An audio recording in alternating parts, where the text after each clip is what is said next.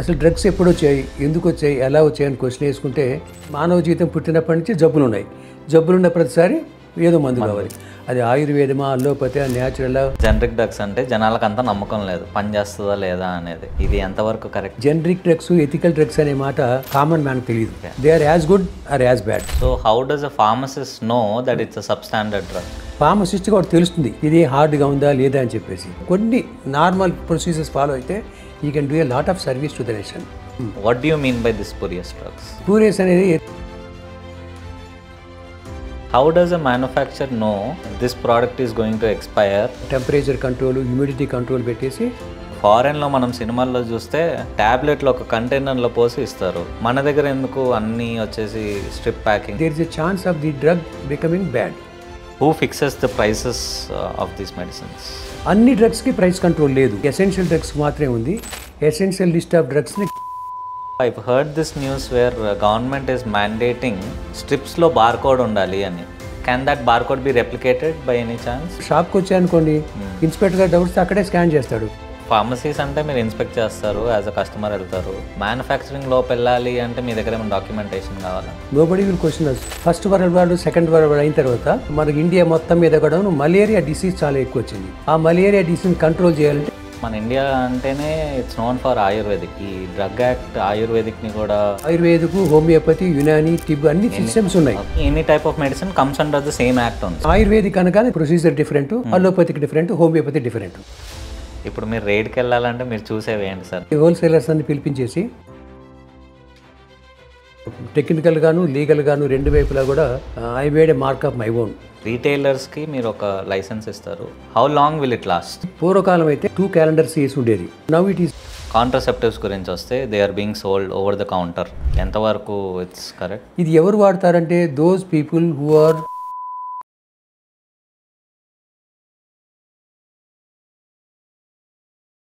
రోజు వేసుకునే టాబ్లెటే పని చేయకపోతే ఎట్లా? అది ఫేక్ డ్రగ్ అయ్యి ఉంటే. దీని వెనకాల ఇంకో పెద్ద ప్రపంచమే ఉంది, రైట్? మనమందరం ఫార్మసీస్కి వెళ్తాం, మెడిసిన్స్ తీసుకుంటాం, మన జబ్బుల్ని నయం చేస్తుంది అనుకుంటాం. కానీ what if those are not genuine? అవి ఎక్స్పైర్ అయిపోతే? అలాంటి ప్రపంచం గురించి మనతో మాట్లాడడానికి హియర్ ఇస్ హనుమంతరావు గారు. He has 35 years of experience in drug control administration and he used to be the director of erstwhile state of Andhra Pradesh. Hi sir, welcome to bubble podcast. Good morning to you. Good morning sir. మీరు అసలు ఎట్లా ఈ డీసీఏలో join అయ్యారు? అసలు drug ఎన్ఫోర్స్మెంట్లో ఎట్లా join అవ్వాలనిపించింది? నాకు ఆంధ్ర యూనివర్సిటీలో pharmacy డిపార్ట్మెంట్లో సీట్ వచ్చింది వే బ్యాక్ ఇన్ 63. అప్పుడు ఇంజనీరింగ్ కూడా అప్లై చేశాను. ఇంజనీరింగ్ ఏమో వెయిటింగ్ లిస్ట్లో వచ్చింది, ఫార్మసీలో కన్ఫర్మ్ లిస్ట్ వచ్చింది. సో ఇంజనీరింగ్ అంటే చాలా వాల్యూ ఉంటుందనే ఉద్దేశంతో నేను మా ప్రొఫెసర్ గారిని, సార్ నేను ఇంజనీరింగ్ జాయిన్ అవుతాను, please help me to get ఈ సీట్ అన్నాను. ఆయన ప్రొఫెసర్ సుబ్బారావు గారు, is no more, is a great man. ఆయన నువ్వు ఇంజనీరింగ్లో జాయిన్ అవుతాను చెప్పు, నేను చేయిస్తాను, ప్రాబ్లం లేదు నీకు. ఆయన ఎందుకు ఫార్మసీ వద్దనుకుంటున్నావు అని అడిగారు. అంటే అందరూ కూడా ఇంజనీరింగ్లో బాగా ఉంటుంది, సీట్ బాగా వస్తాయి, ఉద్యోగాలు త్వరగా వస్తాయని చెప్పి అంటున్నారండి. అంటే సరే ఒక పని చెయ్యి, ఒక్క రోజు టైం ఇవ్వు నాకు, నేను నీకు చెప్తా అన్నారు. సరే నెక్స్ట్ డే మార్నింగ్ ఆయన ఛాంబర్స్లో కలిశాను, Andhra university department of pharmaceutical సైన్సెస్లో. ఆయన రాబోయే 5 సంవత్సరాల్లో ఇంజనీరింగ్కి వచ్చే డిసడ్వాంటేజ్ ఏంటి, ఫార్మసీకి వచ్చే అడ్వాంటేజ్ అని చెప్పారు నాకు.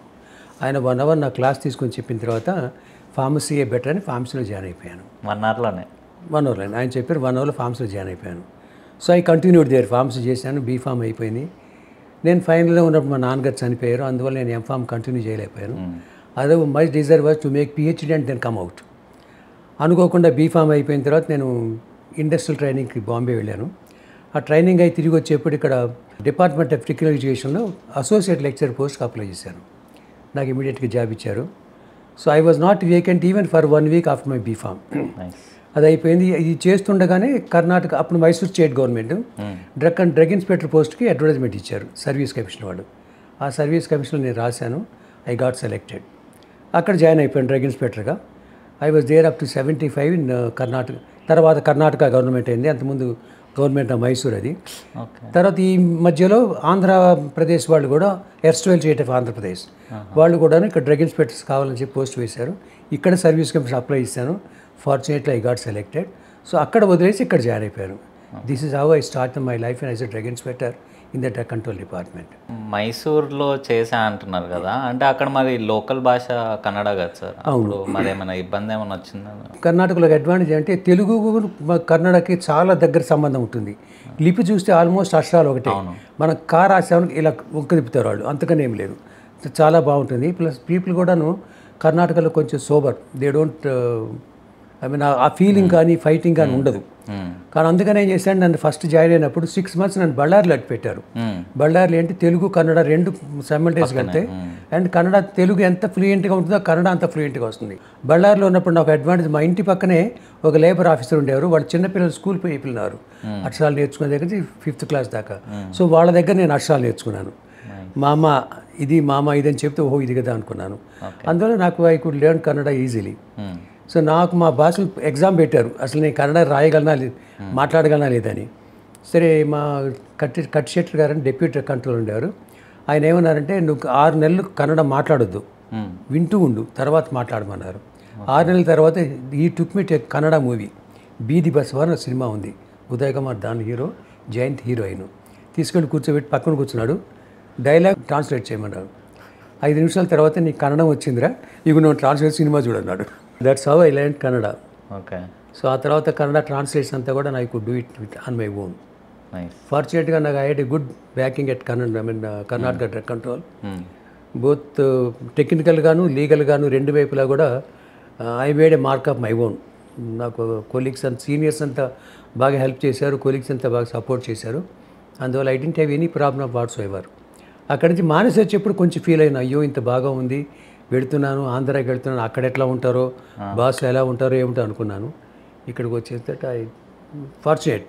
నాకు ఎక్కడున్నా కూడా బోత్ ఇటు ఇండస్ట్రీలో కానీ డిపార్ట్మెంట్లో కానీ ట్రేడ్లో కానీ I never had any problem of whatsoever, not even a single problem.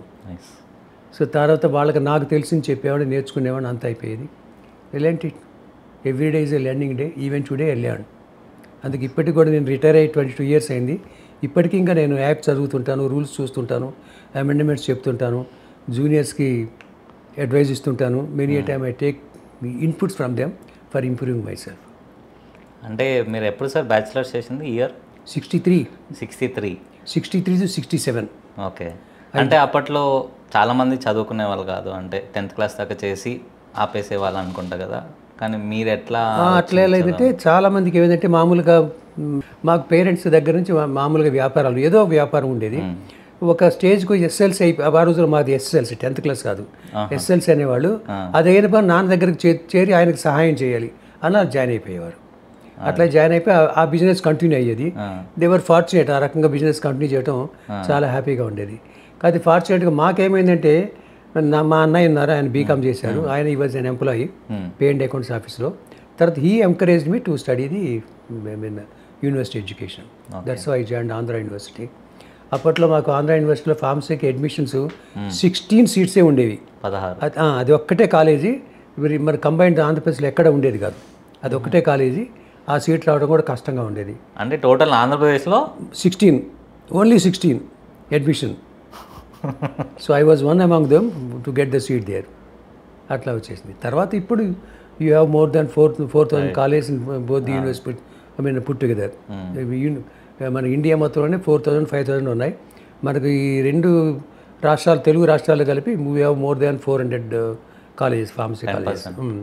ఆ కాలేజెస్లో కూడా ఏమిటి, ఇప్పుడు అడ్మిషన్ 100, ఇంటేక్ 100. ఓకే. ఆ రోజులో అయితే 16, ఇప్పుడు 100. Imagine how many people are coming out regularly from the colleges. Drugs గురించి మాట్లాడంటే, మేము చదువుకునే చాలా తక్కువ చదువుతాం డ్రగ్ యాక్ట్ గురించి. కాలేజీలో చదివే రోజుల్లో డ్రగ్ రూల్స్ అనేవి చాలా తక్కువ ఉంటాయి, ఎక్కువగా కాన్సన్ట్రేట్ చేయం. కాకపోతే డ్రగ్ ఇన్స్పెక్టర్గా జాయిన్ అయిన తర్వాత దాని మీద కాన్సన్ట్రేషన్ చేయాల్సి వచ్చింది. అది ఒక మార్పు నాకు చేసుకోవాలంటే. అసలు డ్రగ్స్ ఎప్పుడు వచ్చాయి, ఎందుకు వచ్చాయి, ఎలా వచ్చాయని క్వశ్చన్ వేసుకుంటే, మానవ జీవితం పుట్టినప్పటి నుంచి డ్రగ్స్ ఉన్నాయి. ఎట్లా అంటే, మానవ జీవితం పుట్టినప్పటి నుంచి జబ్బులు ఉన్నాయి. జబ్బులు ఉన్న ప్రతిసారి ఏదో మందు కావాలి. అది ఆయుర్వేదమా, అల్లోపతి, న్యాచురల్, హోమ్, లేకపోతే ఇంట్లో చేసామా, ఏమైనా కానీ they was there. So the drugs are as old as the life itself. అట్లా అయిపోయాయి. మనకి ఇండియాకి వచ్చేదానికి ఏమంటే మనం 1940లో యాక్ట్ వచ్చింది. 1940 అంటే ఇంకా అప్పుడు మనం బ్రిటిష్ రూల్స్లోనే ఉన్నాం. We're not independent India. అది ఎలా జరిగిందంటే first world war, second world war అయిన తర్వాత మనకి ఇండియా మొత్తం మీద కూడా మలేరియా డిసీజ్ చాలా ఎక్కువ వచ్చింది. ఆ మలేరియా డిసీజ్ని కంట్రోల్ చేయాలంటే సింకోనా బార్క్ అని ఒకటి ఉంది. అది క్రూడ్ డ్రగ్, ఈ రోజు చెప్పండి క్రూడ్ డ్రగ్. ఆ చెట్టుకు బెరడుని తీసుకొచ్చి దాన్ని కషాయం చేసి పేషెంట్స్కి ఇచ్చేవాళ్ళు. దానిలో క్వినైన్ అని యాక్టివ్ ఇంగ్రీడియంట్ ఉంటుంది. అది యాంటీ మలేరియల్ డ్రగ్ అనమాట. అది తీసుకొచ్చేస్తే అప్పుడు చాలామంది మెడికల్ ప్రొఫెషనల్స్ చేస్తే they were not able to control the disease. అప్పుడు వాళ్ళు ఎందుకు రావట్లేదు, ఎందుకు కంట్రోల్ అవుతుందని చెప్పి కొంచెం సింహాలోకం చేశారు. చేస్తే వాళ్ళు తెప్పించుకున్న సింకోనా బార్కు అది జెన్యూన్ కాదు, అడల్ట్రేట్ అని చెప్పి వాళ్ళు ఐడెంటిఫై చేశారు. అప్పుడు they have requested the government of British government of India to take some action on this. అప్పుడు ఇమీడియట్గాను ఒక కమిటీని అపాయింట్ చేశారు. ఆ కమిటీని ఏమంటే డ్రగ్ ఎంక్వైరీ కమిటీ అంటారు. Under the chairmanship of Ramnarayan Chopra, RN Chopra. ఆయన దీంట్లో చేశారు. ఆయనకి 3 months టైం ఇచ్చేసి కంప్లీట్గా అసలు రీజన్ కనుక్కోమన్నారు. ఆయన ఈ has gone through the entire country. ఇటు మెడ్రాస్ నుంచి అక్కడ దాకా అన్ని స్టేట్స్కి తిరిగి ట్రేడర్స్ని కలిశాడు, మ్యానుఫ్యాక్చరర్ని కలిశారు, డాక్టర్స్ని కలిశారు. అందరి దగ్గర ఎంక్వైరీ చేసింది. వాళ్ళకి తెలిసింది ఏమిటంటే ఇంపోర్ట్ అయిన డ్రగ్స్ చాలా బ్యాడ్ క్వాలిటీ ఉన్నాయి, అడల్ట్రేట్ ఉన్నాయి. అప్పుడు ఇండియాలో we're not manufacturing even 1% of drugs in India. Everything was imported, that too from British countries. ఇక్కడ బ్రిటిష్ కంట్రీస్ ఇంపోర్ట్ అయ్యేది. అప్పుడు ఏం చేశారంటే ఒక లా చేయాలని చెప్పి they made a law, bill చేశారు. దాన్ని అంటే to control, to regulate the import of drugs అని ఇచ్చాడు, టు ఇంపోర్ట్ అని. అప్పుడు స్టేట్ గవర్నమెంట్ వాళ్ళ కామెంట్స్ పంపిస్తే ప్రొవిన్షియల్ గవర్నమెంట్, అప్పుడు ప్రొవిన్షియల్ అనేవాళ్ళు, వాళ్ళు ఏమన్నారంటే నువ్వు ఇంపోర్ట్ చేసేదానికి క్వాలిటీ కావాలి కదా, ఇండియన్గా కావాలి కదా, సో ఇంపోర్ట్ అండ్ మ్యానుఫ్యాక్చర్ రెండింటికి కంట్రోల్ పెడతామని అప్పుడు they made A bill, change the bill and they made N act in 1940. It's got to regulate the import, manufacture, sale and distribution of drugs. ఇక్కడ different words ఉంటాయి. Import అంటే సరే అందరికీ తెలుస్తుంది, ఎక్కడి నుంచి తెప్పించుకుంటున్నాం మనం. మ్యానుఫ్యాక్చర్ అంటే ఓన్లీ మ్యానుఫ్యాక్చర్ కాలేజీలో మనం చేస్తున్నాం, నేర్చుకునేందుకు. You don't require regulation on that. Manufacture for sale or distribution or consumption, ఈ వాటికి మాత్రం రెగ్యులేషన్స్ కావాలి అన్నారు. మొదట్లో డ్రగ్స్ మీదనే కంట్రోల్ పెట్టారు. డ్రగ్స్ యాక్ట్ 1940లో చేశారు. అప్పుడు ఏమన్నారు, దానిలో లైసెన్స్ లేకుండా మ్యానుఫ్యాక్చర్ చేయకూడదు అన్నారు. బాగానే ఉంది. లైసెన్స్ చేయాలంటే ఏం చేయాలి? సో దానికి ఒక ప్రొసీజర్ కావాలి.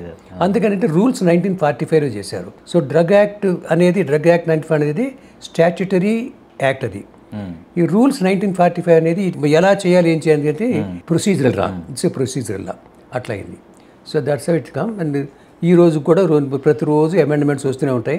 అవసరాన్ని బట్టి మనం చేసుకుంటాం. డ్రగ్ యాక్ట్ అసలు పుట్టడమే అవసరాన్ని పట్టింది, దాని అంతటా కావాలని చేయలేదు వాళ్ళు. ఏదో అవసరం వచ్చింది, దీన్ని కంట్రోల్ చేయాలి, అందుకని పెట్టారు. అట్లా వచ్చేసాయి అనమాట డ్రగ్ యాక్ట్. సార్ మన ఇండియా అంటేనే ఇట్స్ నోన్ ఫర్ ఆయుర్వేదిక్ కదా, మరి ఈ డ్రగ్ యాక్ట్ ఆయుర్వేదిక్ని కూడా చేస్తుందా లేదంటే? డ్రగ్ యాక్ట్లో ఆయుర్వేదిక్, హోమియోపతి, యునాని, టిబ్ అన్ని సిస్టమ్స్ ఉన్నాయి. బట్ సపరేట్ రూల్స్ ఉన్నాయి, సపరేట్ సెక్షన్. ఇప్పుడు మీరు ఆయుర్వేద అంటే చాప్టర్ 4A అంటారు, రెగ్యులర్ దాంట్లో చాప్టర్ 4 ఉంటుంది.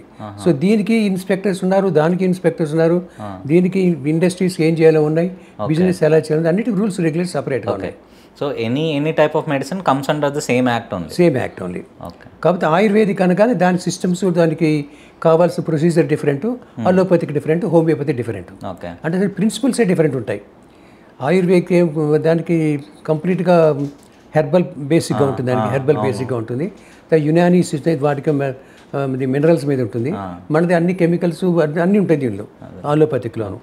అది అన్ని రకాలుగా ఉంటుంది. అంటే అప్పుడు 1940లో అంటే అలోపతిక్ అనేది లేదా మన ఇండియాలో, లేదంటే ఏంటి సార్? అలోపతిక్ అనేది ఇండియాలోనే కాదు, వరల్డ్ వైడ్ కూడా చాలా తక్కువగా ఉండేది. అప్పుడు మొదట్లో ఎవరు చేసినా కూడాను సింకోనా బార్క్ మనం ఇంపోర్ట్ చేసుకుంటున్నా ఉంటే బ్రిటిష్ కంట్రీ నుంచి, వాళ్ళ దగ్గర కూడా అదే వాడుతుంది, వాళ్ళు అదే వాడుతున్నారు. తర్వాత వచ్చాయి ఇక్కడికి. దాన్ని చెప్పి ఆర్ఎన్ చోప్రా అని చెప్పాను కదా, is known as the father of pharmacology in India. ఆయన అసలు ఫార్మకాలజీ కోర్సు స్టార్ట్ చేసిన 4 రన్నర్లో ఆయన ఒకడు, రామ్నారాయణ్ చోప్రా. ఆయన ఈ did a lot of work on that. ఆయన పబ్లిష్ చేశారు బాగాను, ఏమేం చేశారు, ఎలా చేయాలని చెప్పని. అండ్ దానిలో ఆ కమిటీలో కూడాను కొందరు ట్రేడర్స్ ఉన్నారు, కొందరు ఎమ్మెల్యేస్ ఉన్నారు, తర్వాత కొందరు సోషలిస్టులు ఉన్నారు. అందరు కలిపి ఇట్స్ ఏ గ్రూప్ చేసి బాగా చేశారు అదొకటి. సో దాని నుంచి drug control administration has been form. Drug act వచ్చిన తర్వాత ఏం చేస్తారు, రికమెండేషన్స్ చేస్తారు కదా. ఈ కమిటీ రికమెండేషన్ ఏం చేశారంటే యాక్ట్ చేశారు కానీ ఇంప్లిమెంట్ చేశారు కావాలి, కాబట్టి ఇంప్లిమెంట్ కావాలని చెప్పి central drug control department start చేశారు. ఆ స్టార్ట్ చేసిన తర్వాత అన్ని సెంట్రల్ కాదు, అన్ని స్టేట్ కాదు, స్టేట్ గవర్నమెంట్నే వాళ్ళకు ఉన్నాయి. కాదు డిఫరెన్స్ ఎక్కడంటే సెంట్రల్ గవర్నమెంట్ అంతా కూడాను they look after only the new drug approvals. New drugs అంటే ఏమిటి, ఇట్లా చేయాలి, కొత్త మెడిసిన్స్, ఆ అప్రూవల్ని వాటి ప్రాసెస్ వాళ్ళు కంట్రోల్ చేస్తారు. స్టేట్ గవర్నమెంట్కి కావాల్సిన సలహాలు ఇస్తుంటారు. State government regular manufacturing, regular sales ఇవన్నీ కూడా వీళ్ళు చూస్తుంటారు. ఇది నార్మల్గా జరిగే ప్రొసీజర్. ఇప్పుడు కొత్తగా క్లినికల్ ట్రయల్స్ అని వచ్చాయి. ఈ క్లినికల్ ట్రయల్ని కూడాను central government control, not the state government. అసలుకి ఏం సంబంధం లేదు. కాకపోతే షెడ్యూల్స్ అవన్నీ కూడా సేమ్ యాక్ట్లో ఉంటాయి. ఏం షెడ్యూల్ కావాలి ఎలా ఉన్నది దీనిలో ఉంటాయి అనమాట. అందరు వాళ్ళకి పవర్స్ ఇచ్చారు, నీకేం పవర్ కావాలి, నువ్వు ఇంతవరకు అని చెప్పి ఆ పవర్ ప్రకారం చేయాలి. సో ప్రతి స్టేట్లో ఒక డ్రగ్ కంట్రోల్ అథారిటీ అనేది ఉండాలి. డ్రగ్ కంట్రోల్ అథారిటీ ఉండాలి. స్టేట్ హెడ్ ఉంటాడు, దాని కింద హైర్ ఇన్స్పెక్టర్స్ ఉంటారు. అట్లాగే ల్యాబొరేటరీ ఉంటుంది, డ్రగ్ కంట్రోల్ ల్యాబొరేటరీ.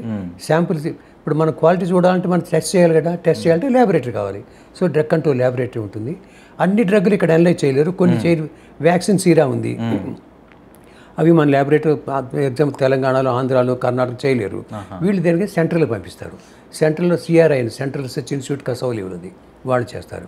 అలా కేటగిరీస్ ఆఫ్ డ్రగ్స్ ఎవరెవరు చేయాలి, ఏమేమి చేయాలని రూల్లోనూ ఉంది, అలాగే చేస్తారు. ఓకే. ఇప్పుడు యూనియన్ టెరిటరీస్ ఎలా సార్? మరి union territory as good as a state. అంతే. స్టేట్ గవర్నమెంట్కి ఏ రూల్స్ అప్లికబుల్, యూనియన్ టెరిటరీ కూడా అదే. కాకపోతే నామినిక్లేచర్లో applicable for the entire states of India / union territory అని రాస్తారు. మనకి ఈ స్టేట్కి ఏవైతే రూల్స్ అప్లికబులో ఈ యాక్ట్ ప్రకారం వాళ్ళకు కూడా అది అప్లికబుల్ ఉంటుంది. ఇప్పుడు స్టేట్కి వచ్చేసరికి drug control authority overseas everything related to pharma. It might be manufacturing, it might be retail outlets, selling the drugs and all.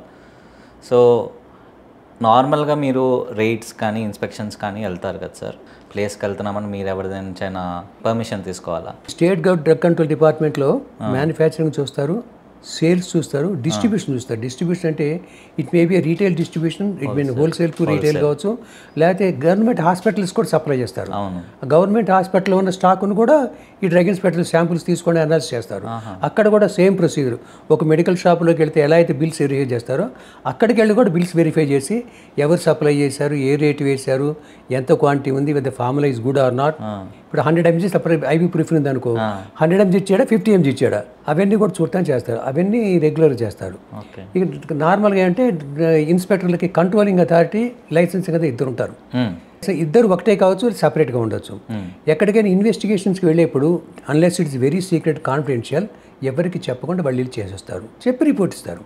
కానీ నార్మల్గా కంట్రోలింగ్ అథారిటీకి తెలియకుండా ఉండదు, ఎందుకంటే it's a process to be done as a group.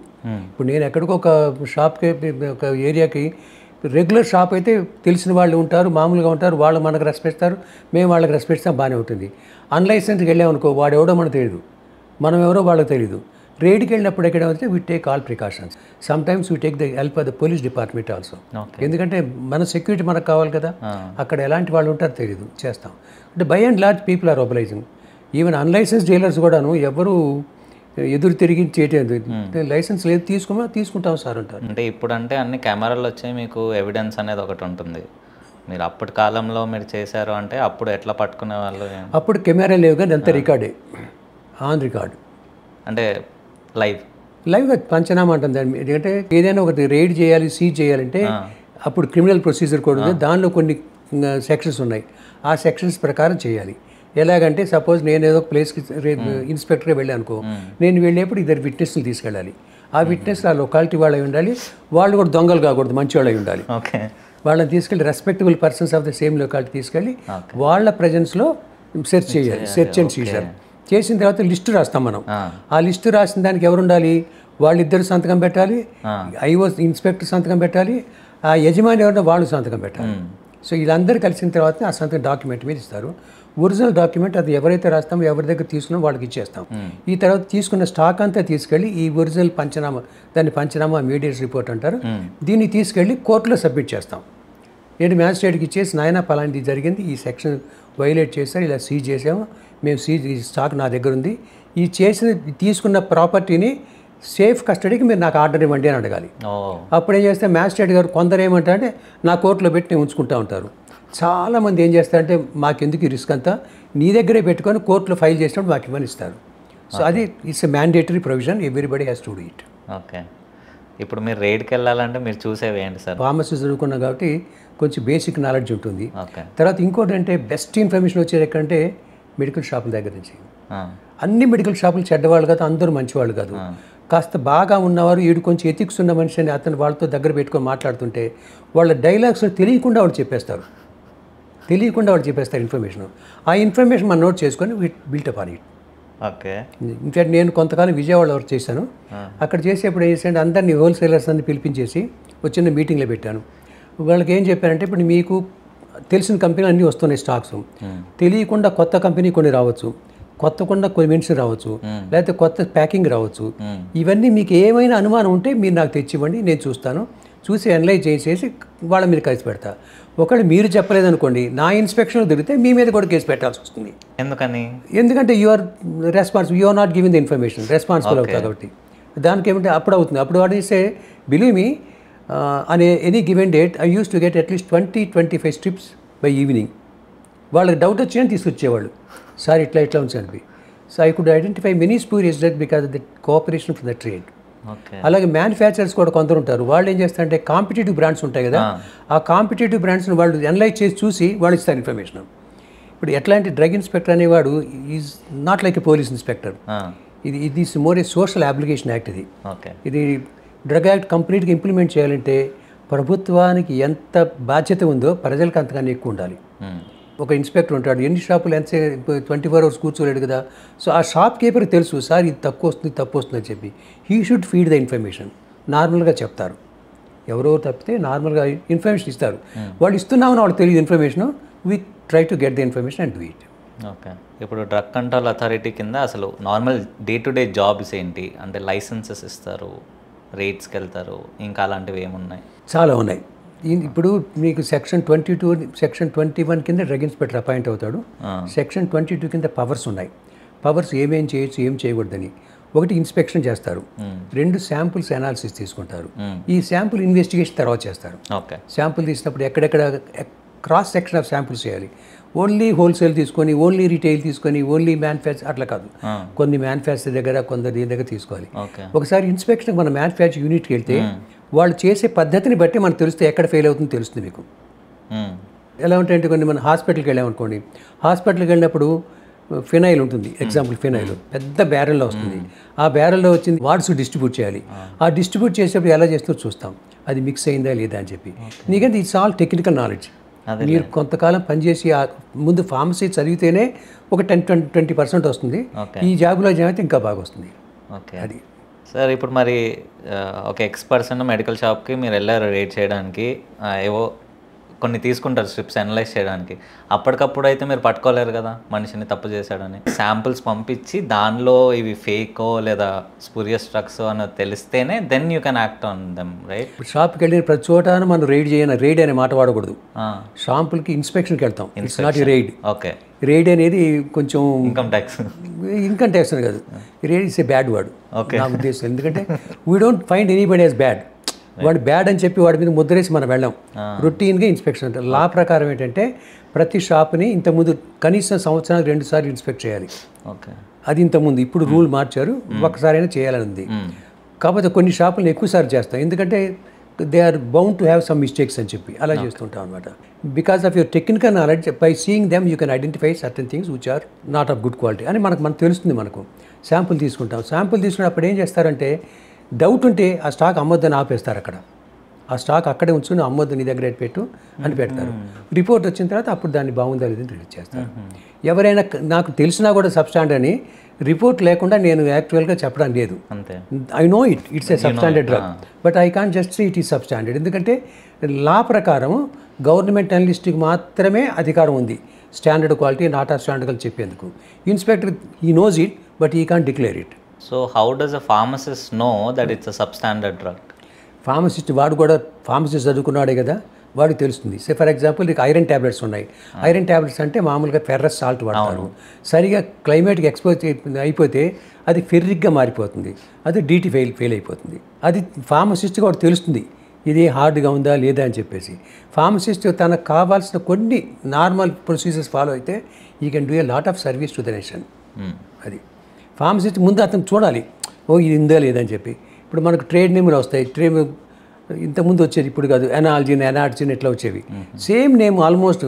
మనం చూడకపోతే మనమే confuse అవుతాం, ఇది ఒకటేనేమో అనుకొని. అలాంటివన్నీ ఫార్మసిస్ట్, ఎందుకంటే అతనికి యాక్సెస్ ఎక్కువ. డ్రగ్ ఇన్స్పెక్టర్కి చూసేందుకు చాలా తక్కువ యాక్సెస్. ఇతనికి రెగ్యులర్గా షాప్లో ఉంటాడు కాబట్టి అన్ని రకాలు తెలుస్తాయి, ఏది వస్తుంది ఏది పోతుందని. తర్వాత ఇంకోటి ఏంటి, అసలు రేట్ ఏమిటి, ప్రైస్ ఏమిటి, మామూలు ప్రైస్ ఎంత ఉంది, వీడు ఎంతకి ఇస్తున్నాడు అని ఉంటుంది. అందుకని ఏదైనా సబ్స్టాండర్డ్ డ్రగ్ వచ్చేస్తే ప్రాసిక్యూషన్ చేస్తారు గవర్నమెంట్ డ్రగ్ ఇన్స్పెక్టర్లు. ప్రాసిక్యూట్ చేసేటప్పుడు డీలర్ ఉన్నాడు, షాప్ అన్నాడు, షాప్ వాడు మీరు కేసు పెట్టాల్సిన అవసరం లేదు. కాకపోతే ఎప్పుడు పెట్టమంటే వాడి మీద వాడు 2-3 కండిషన్లు పూర్తి చేయాలి. 1, వాడికి లైసెన్స్ ఉండాలి. 2, లైసెన్స్ ఉన్న వాళ్ళ దగ్గర కొనాలి.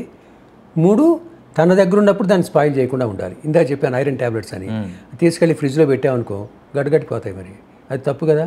అలాగే వ్యాక్సిన్ ఉంటుంది, ఏది పోలియో వ్యాక్సిన్, అవి తీసుకొచ్చి మనం ఓపెన్గా పెట్టామనుకో, బయట పెట్టామనుకో పొటెన్సీ పోతుంది. సో అందుకని దానికంటే he should use all his diligence to prove that it's not his fault. అట్లా స్టోరేజ్ కండిషన్ ఇవన్నీ ఉండాలి. దాన్ని బట్టి డిసిషన్ బట్టి whether we should prosecute him or not అని తెలుస్తుంది. Okay. So in order to get a drug licence for a pharmacy, తను ఒక బీ ఫార్మసీ పర్సన్ని హైర్ చేసుకోవాలి, ఒక రిజిస్టర్డ్ ఫార్మసీ చేసుకోవాలి. మీకు లైసెన్స్ తీసుకోవాలంటే, రీటైల్ లైసెన్స్ తీసుకోవాలంటే మినిమం ఏరియా 10 స్క్వేర్ మీటర్ కన్నా తగ్గకుండా ఉండాలి. Area minimum 10 square metres. తర్వాత సేల్స్ చేసేందుకు ఒక రిజిస్టర్డ్ ఫార్మసిస్ట్ ఉండాలి, అతని సూపర్విజన్లోనే చేయాలి. రిజిస్టర్డ్ ఫార్మసిస్ట్ ఎవరంటే డిప్లొమా ఇన్ ఫార్మసీ కానీ, బీఫామ్ కానీ, ఎంఫామ్ కానీ, ఎవరైనా సరే రిజిస్టర్డ్ ఫార్మసిస్ట్ ఉండాలి. వీళ్ళు అంటారు. ఇంతకుముందు అంటే ఈ యాక్ట్, ఫార్మసీ యాక్ట్ 9848 వచ్చిన తర్వాత 1969లో గవర్నమెంట్ ఏం చేసింది, అప్పటిదాకా మెడికల్ షాప్ రన్ చేసిన వాళ్ళని రికగ్నైజ్ చేసింది. ఇక రికగ్నైజ్ యాజ్ క్వాలిఫైడ్ పర్సన్స్. అది అప్పుడు rule 65, sub rule 15, sub clause సీల కింద వాళ్ళని రికగ్నైజ్ చేసింది. వాళ్ళు ఉన్నంతకాలం వాళ్ళు సరిపోతారు. ఆ తర్వాత వాళ్ళు లేరు. ఇప్పుడు ఎప్పుడో 65లో వాళ్ళు రికగ్నైజ్, 16 రికగ్నైజ్ అంటే ఇప్పుడు 2005 ఎంత ఉంటుంది వయసు ఇప్పుడు. So most of the people might have they natural death అనకూడదు, న్యాచురల్ ఎగ్జాంపుల్. సో అప్పటి నుంచి డిప్లొమా ఇన్ ఫార్మసీ ఇంట్రొడ్యూస్ చేశారు ఈ ప్రోగ్రామ్ కోసం. ఆ తర్వాత ఆ డిప్లొమా అంతా డిగ్రీ అయిపోయింది. ఇప్పుడు అంతా రిజిస్టర్ ఫార్మసీలు ఉన్నారు. ఇప్పుడు చాలామంది ఏంటంటే పిల్లలు ఫార్మసీ అయిన తర్వాత జాబ్ కన్నా ఎక్కువగా సొంతంగా పెట్టుకుంటే బాగుంటుందనే ఐడియా చాలామందికి ఉంది. Some people may opt for retail, some people may opt for wholesale, some people may opt for repacking, some people may opt for manufacturing, అట్లా రకరకాలు చేస్తుంటారు. So even for wholesale B pharmacy or హోల్సేల్కి ఏంటి concession ఎక్కడ ఉందంటే మీకు అక్కడ register pharmacist కానీ or a competent person. Competent person అంటే ఎవరంటే కనీసం మెట్రికులేషన్ పాస్ అయ్యండి, 4 సంవత్సరాలకు తగ్గకుండా డ్రగ్ డీలింగ్లో ఎక్స్పీరియన్స్ ఉండాలి. లైక్ అన్ ఎంప్లాయీ ఆల్సో ఉండొచ్చా? ఎక్స్పీరియన్స్ ఉండాలి టు డీల్ ఇన్ డ్రగ్స్. అది ఇచ్చారు. అది కూడా అమెండ్మెంట్ వస్తుంది, తీసేసి రిజిస్టర్ ఫార్మసీనే పెడదామని కోరుకుంది. ఎందుకంటే ఇవన్నీ కూడా మొదట్లోనూ ఓవర్ నైట్ రూల్ మార్చేస్తే ఉన్న వాళ్ళకి ప్రొఫెషన్ పోతుంది, తర్వాత సప్లై చైన్ డిస్టర్బ్ అవుతుంది.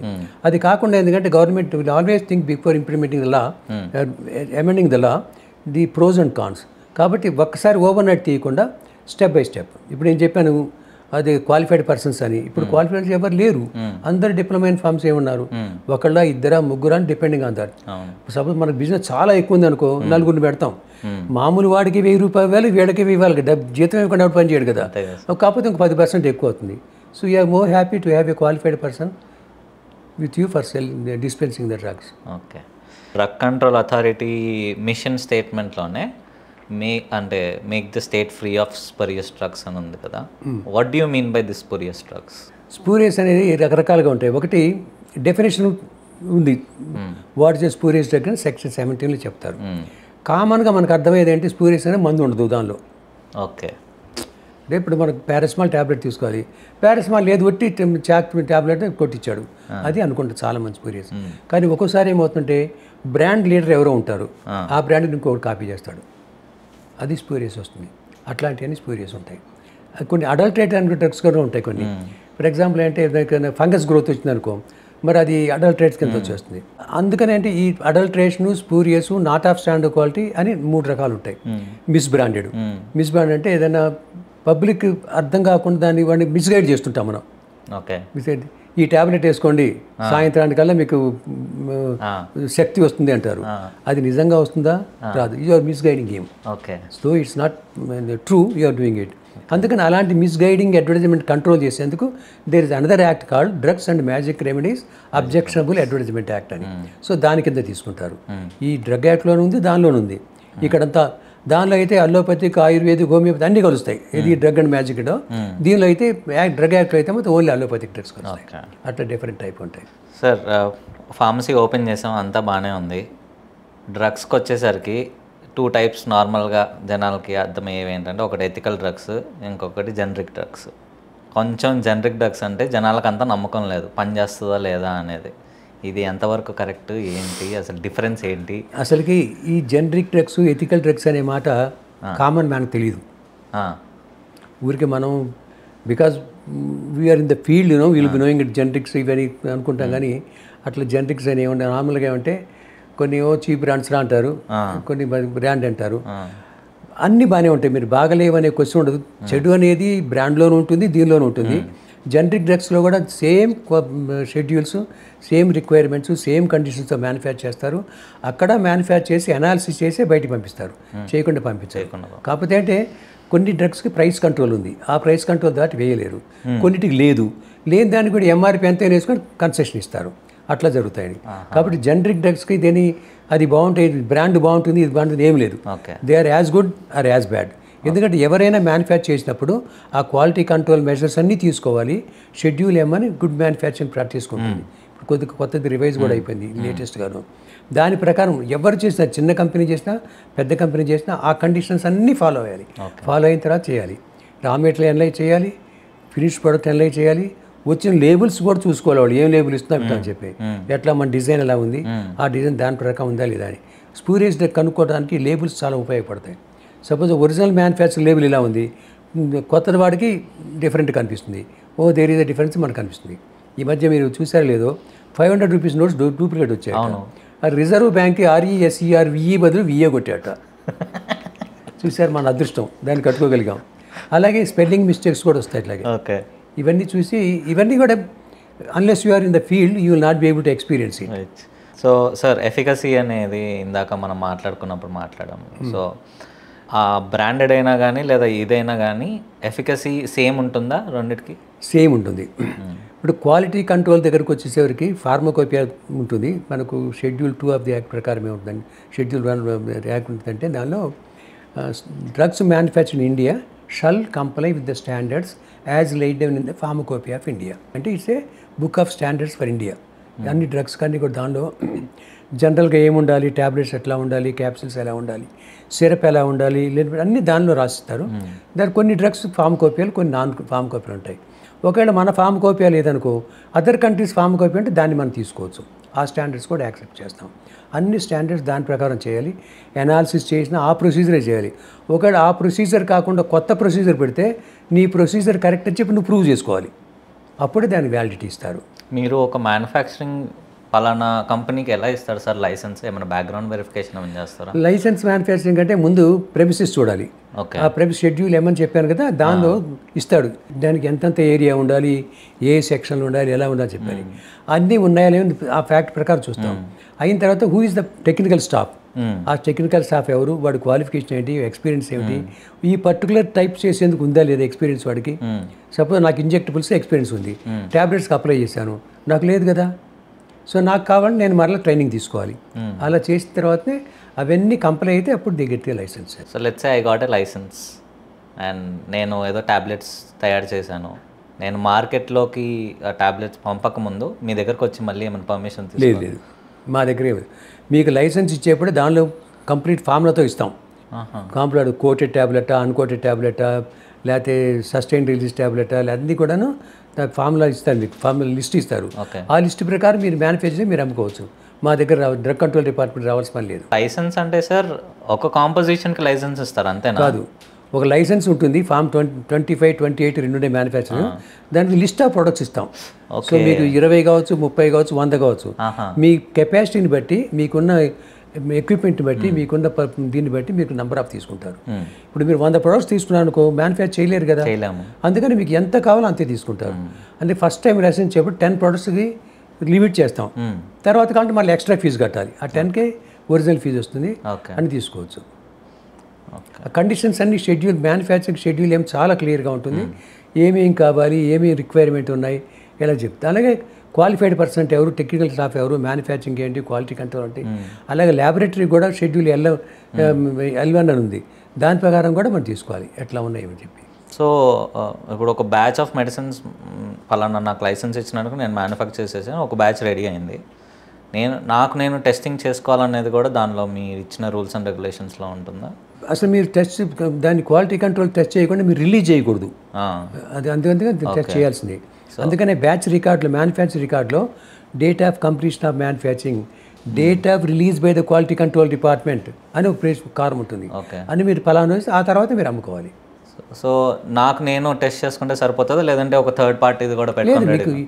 మీకు మ్యానుఫ్యాక్చరింగ్ లైసెన్స్ ఇచ్చేప్పుడే మీకు ఒక క్వాలిటీ కంట్రోల్ ల్యాబ్ కూడా అప్రూవ్ చేస్తారు, దానిలో చేసుకోవచ్చు. కాకపోతే కొన్నిసార్లు మీ దగ్గర అన్ని ఎక్విప్మెంట్ ఉండకపోవచ్చు, అప్పుడు బయట అప్రూవ్ ల్యాబ్లో తీసుకోవచ్చు. దానికి పర్మిషన్ తీసుకోవాలి.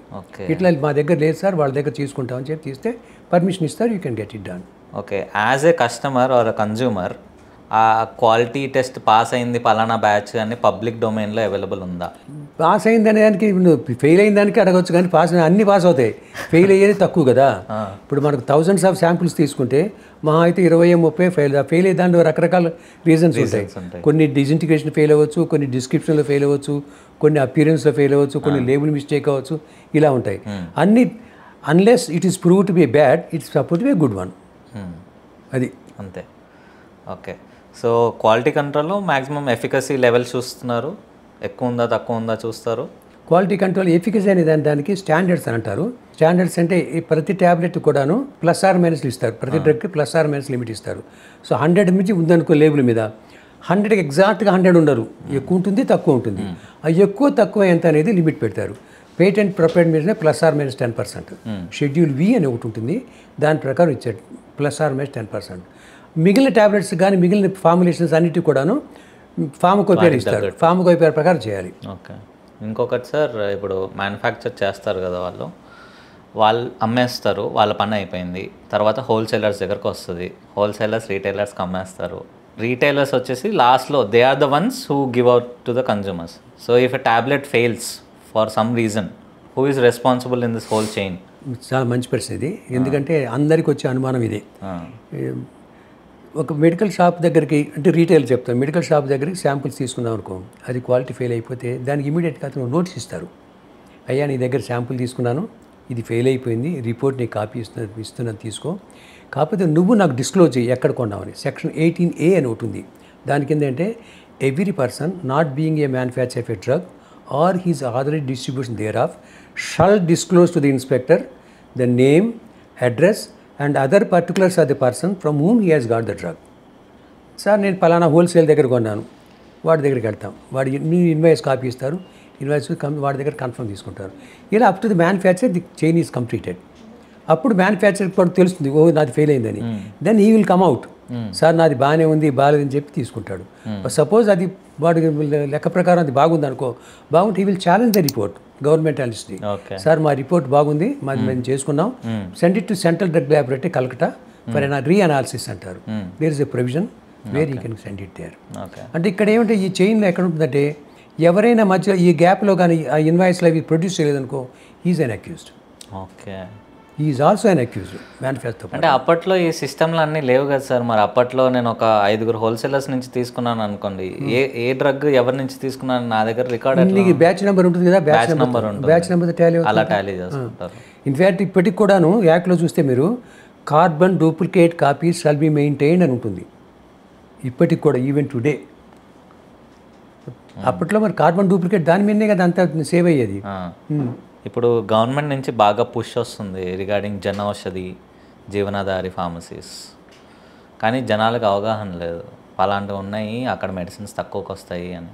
What is DCA also? In fact Jan Aushadhi వచ్చింది మొదట్లో ఎవరికి తెలిసేది కాదు, ఇప్పుడు చాలామందికి తెలుసు. ఏదైనా ఉంటే ముందు అక్కడికి వెళ్ళిపోయి ప్రైస్ చూసుకొని ఇక్కడ కొనుక్కుంటారు.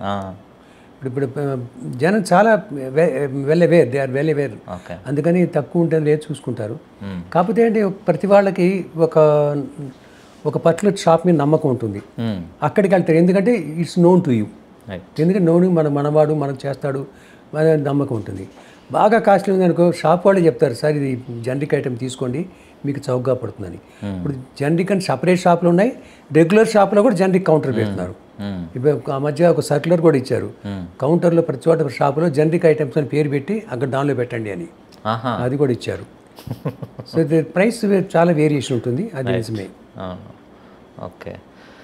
అండ్ ఇందా నుంచి మీరు స్కెడ్యూల్స్ గురించి మాట్లాడుతున్నారు. అసలు what are the schedules? And ఎట్లా నేను మొదలు చెప్పాను మీకు, యాక్ట్ 1940 తయారైంది. ఆ యాక్ట్ని ఇంప్లిమెంట్ చేయాలంటే కొన్ని రూల్స్ కావాలి. ఆ రూల్స్ 1945లో చేశారు. 45 చేసిన manufacturing should be complete as per the good manufacturing practice అన్నాడు. గుడ్ మ్యానుఫ్యాక్చరింగ్ ఎక్కడున్నాయి దానికి? షెడ్యూల్ ఎం, షెడ్యూల్ ఎం అంటారు. అప్పుడు దీన్ని అది కరెక్ట్ చేసుకొని దాని ప్రకారం చూసుకోవాలి. యాక్ట్లో మీకు షెడ్యూల్ ఏ దగ్గర నుంచి జెడ్ దాకా ఎక్స్వై దాకా ఉన్నాయి. ఆ షెడ్యూల్స్ అన్ని చూసుకొని రిలవెంట్ సెక్షన్స్ దర్శనం చేసుకోవాలి. ఇప్పుడు హోల్సేల్ లైసెన్స్ అన్నారు, ఏ ఫార్ములా ఇవ్వాలి? షెడ్యూల్ ఏలో ఉంటుంది. హోల్సేల్ ఈ ఫార్ములా ఇవ్వాలి, రీటైల్ ఈ ఫార్ములా ఇవ్వాలి అని. అవన్నీ కూడా అంటే ఈ రూల్ ప్రకారం చూసుకోవాలి. రూల్లో ఇస్తాడు, retail licence is granted rule in form number 20 అంటాడు, అప్లికేషన్ ఇన్ ఫార్మ్ నెంబర్ 19 అంటాడు. ఆ 19 ఏమిటి 20 అని షెడ్యూల్ తీసి చూస్తే మీకు తెలుస్తుంది. Okay. And schedule H1 drugs గురించి sir, so those are habit forming drugs అని చెప్తారు. What precautions should a pharmacist take and what precautions should consumer take? Schedule H అనేది తర్వాత వచ్చింది. మొదట్లో షెడ్యూల్ HL అని ఉండేవి, GHL ఉండేవి, HL అని ఉండేవి. ఎల్ ప్రిస్క్రిప్షన్ ఐటమే, హెచ్ ప్రిస్క్రిప్షన్ ఐటమే. రెండు మెర్జ్ చేసి షెడ్యూల్ H చేశారు. ఈ షెడ్యూల్ Hలో నుంచి కొన్ని తీసి H1 చేశారు. ఎందుకంటే కొన్ని హ్యాబిట్ ఫార్మింగ్, కొన్ని అంటే హ్యాబిట్ ఫార్మింగ్ ఉండవు. ఇప్పుడు మనకి ఏదో బాగా దెబ్బతగిలింది చెప్పి డాక్టర్ ఒక డైజెపాన్ టాబ్లెట్ వేస్తాడు, అది నిద్ర పడుతుంది సరిమాడుతుంది. వీడు అలవాటు అయిపోయి రేపు అదే వేసుకుంటే ఓకే. అందుకని ఆ కంట్రోల్ ఉండేందుకు ఏం చేయాలంటే షెడ్యూల్ H1 అని, షెడ్యూల్ X అని 2 రకాలు పెట్టారు. ఈ దీనిలో అంటే ప్రికాషన్స్ చాలా తీసుకుంటే కన్జ్యూమర్ దగ్గర నుంచి ముందు వారికి రావాలి, నేను తీసుకోకూడదు నాకు కష్టం అవుతుందని చెప్పని. కాబట్టి షాప్ అతను చేయంటే వచ్చిన కన్జ్యూమరు జెన్యూన్ అవునా కాదా అని ఈ should be able to identify them. చిన్న ఎగ్జాంపుల్ చెప్తాను దీనికి. సైకిల్ టైర్స్ ట్యూబ్స్ మీద కంట్రోల్ ఉండేది, సేల్ చేయడానికి ఎక్కువ చేయకూడదని చెప్పి. బ్లాక్ రన్ అవుతుండే చాలా కాలం. అవి ఎసెన్షియల్ ఐటమ్స్ అవి, వాటిని రిఫ్యూజ్ సేల్కి రిఫ్యూజ్ చేయకూడదు, చేస్తే it's a violation of the law. Okay. కేరళలో ఏమైందంటే, కేరళలో ఒక షాప్ దగ్గరికి ప్రతివాడు రోజు వచ్చేసి వారానికి ఒకసారి వచ్చి 2 ట్యూబులు కొనుక్కెడుతున్నాడు. షాపు నేను అమ్మనన్నాడు, అమ్మనంటే కేసు ఇచ్చాడు వాడి మీద, నాకు రిఫ్యూజ్ చేశాడని చెప్పి. రిఫ్యూజ్ చేస్తే వీడు కోర్టుకి వెళ్తే కోర్టులో చెప్పాడు, సార్ వారానికి 2 సార్లు వచ్చి నా దగ్గర బిల్లు ఉంది తీసుకొని చూడండి, ఇన్ని తీసుకుంటే వాడు యూజ్ కాదు కదా, so is misusing the law అని చెప్పేస్తే అప్పుడు హైకోర్టు చెప్పింది, కేరళ హైకోర్టు, ఇలా మిస్యూజ్ చేసేవాళ్ళకి అమ్మకపోతే తప్పు కాదు, you need not do it అని. ఓకే. అలా ఇంకోసారి ఏమవుతుందంటే హోల్సేలర్స్ కొందరు ఉంటారు, పర్టికులర్ ఐటమ్ వాడి దగ్గర నా దగ్గర నేను అమ్మని అంటాడు. ఎందుకు అమ్మాయి అంటే నేను ఆథరైజ్ స్టాకిస్ట్ కాదు సార్, ఆ స్టాక్ దగ్గరికి వెళ్ళాలి అక్కడ కొనుక్కోండి అంటారు. అలా కండిషన్స్ బట్టి వేరీ అవుతుంటాయి అది. ఓకే. ఇప్పుడు ప్రిస్క్రిప్షన్, పేషెంట్ ప్రిస్క్రిప్షన్ వచ్చింది, దానిలో రాశారు ఆల్ప్రజోలం టాబ్లెట్స్ ఇవ్వాలని రాశారు, ఇస్తాము, ఇంకో ఫార్మసీకి వెళ్ళి మళ్ళీ అదే తీసుకున్నారు అనుకోండి, అది ఎట్లా? I mean genuine question where people try to misuse it, specially for habit forming drugs. అందుకని ఏం చేస్తారంటే అలాంటి ప్రిస్క్రిప్షన్ వచ్చేప్పుడు దాని మీద షాప్ వాళ్ళు స్టాంప్ వేసి dispensed so much quantity and so and so day అని రాయాలి, బిల్ నెంబర్ కూడా రాయాలి. అది వేస్తే అంటే ఇంకో షాప్కి వెళ్ళి అనుకో, నువ్వు తీసుకున్నావు కదరా ఎట్లా ఇస్తాను పంపిస్తారు, అది దట్స్ ది లా. కానీ ఇక్కడ ఏమొచ్చిందంటే సార్, రీసెంట్గానే ఐవ్ సీన్ ఇట్, ఒక ఈ ప్రిస్క్రిప్షన్స్ అన్ని స్టార్ట్ అయ్యాయి అనమాట. ఇప్పుడు అంతా కస్టమర్ ఇంటరాక్షన్ అంతా it's through phone, WhatsApp, everything కదా.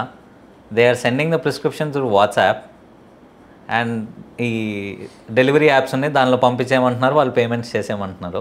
ఇన్ఫ్యాక్ట్ ఈ ప్రిస్క్రిప్షన్ గురించి ఇంకా మనకు డ్రగ్ రూల్స్లో రాలేదు. So a day will come when it will come there. దానికి ఏంటి అప్పుడు దాని ఏదో పాస్వర్డ్ ఇచ్చి దాన్ని కంట్రోల్ చేస్తారేమో, ఇంతవరకు మనం చేయలేదు. ఓకే. లేదు, ఇంకా ఈ ప్రిస్క్రిప్షన్ మీద మనకు రాలేదు.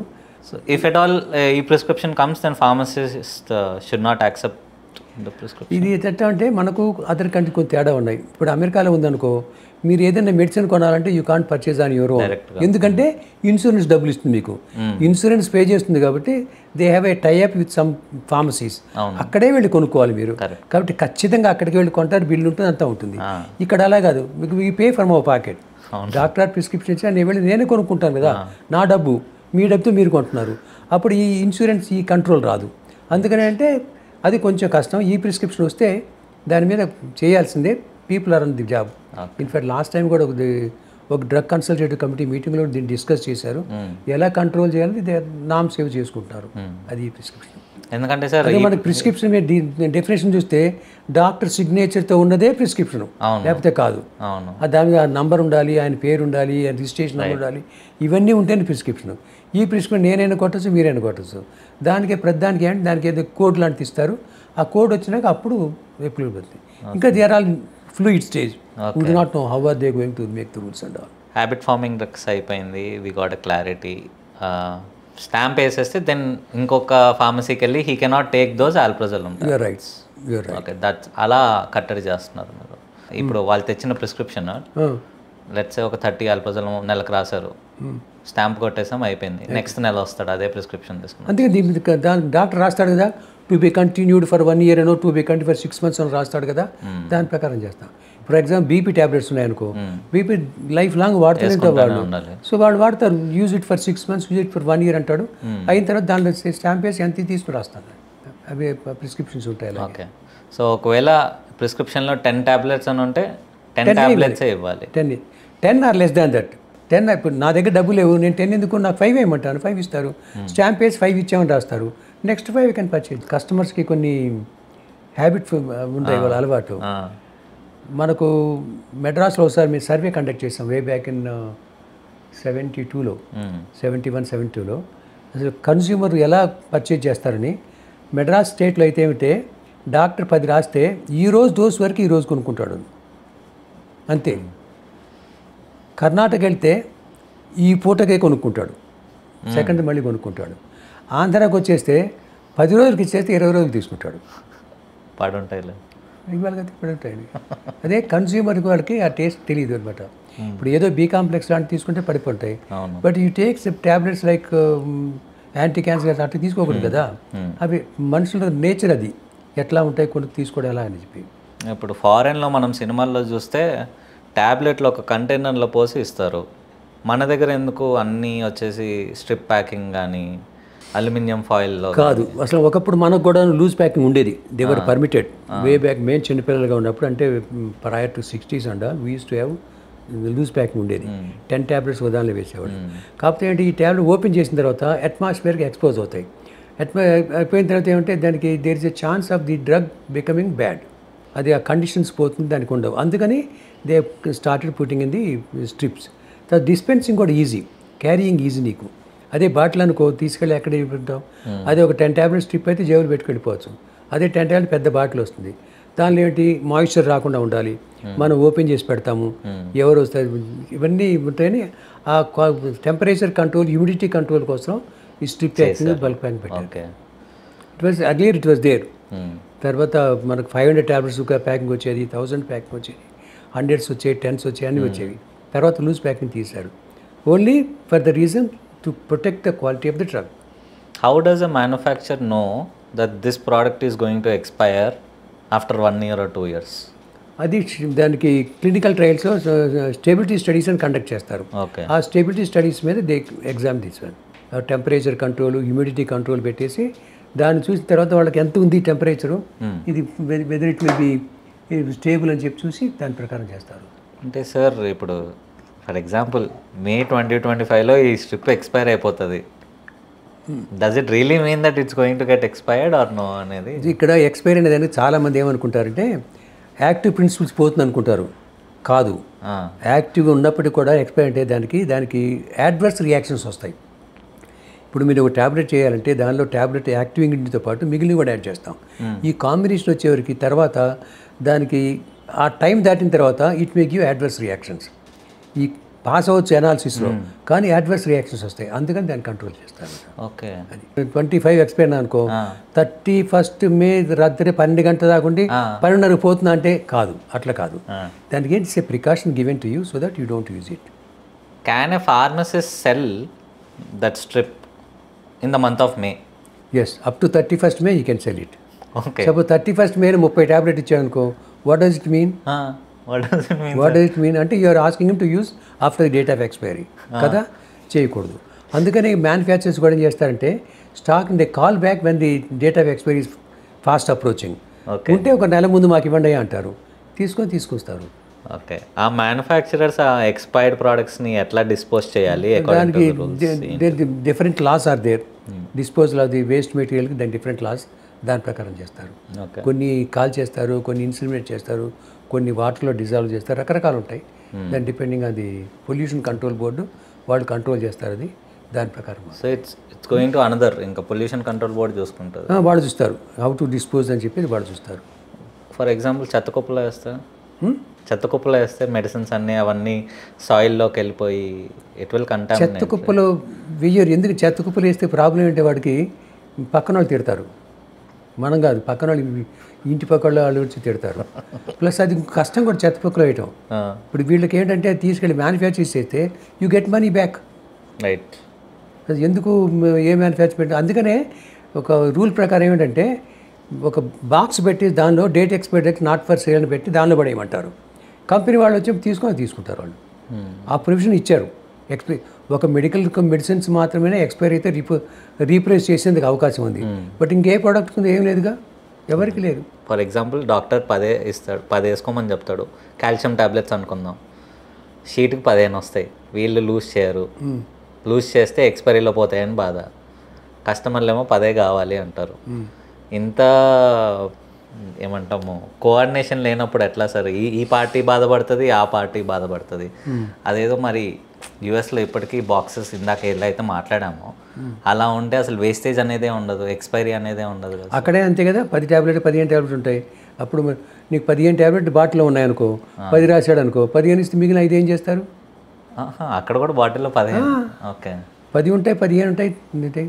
ఇన్ఫ్యాక్ట్ మనకి ఇక్కడ యాంటాసిడ్ టాబ్లెట్స్ జెల్స్ ఇట్లాంటివి ఉండేవి కదా, 500 ప్యాకింగ్ వచ్చేది ఇక్కడ ఇండియాలో. All over the world 500 packing వచ్చేది.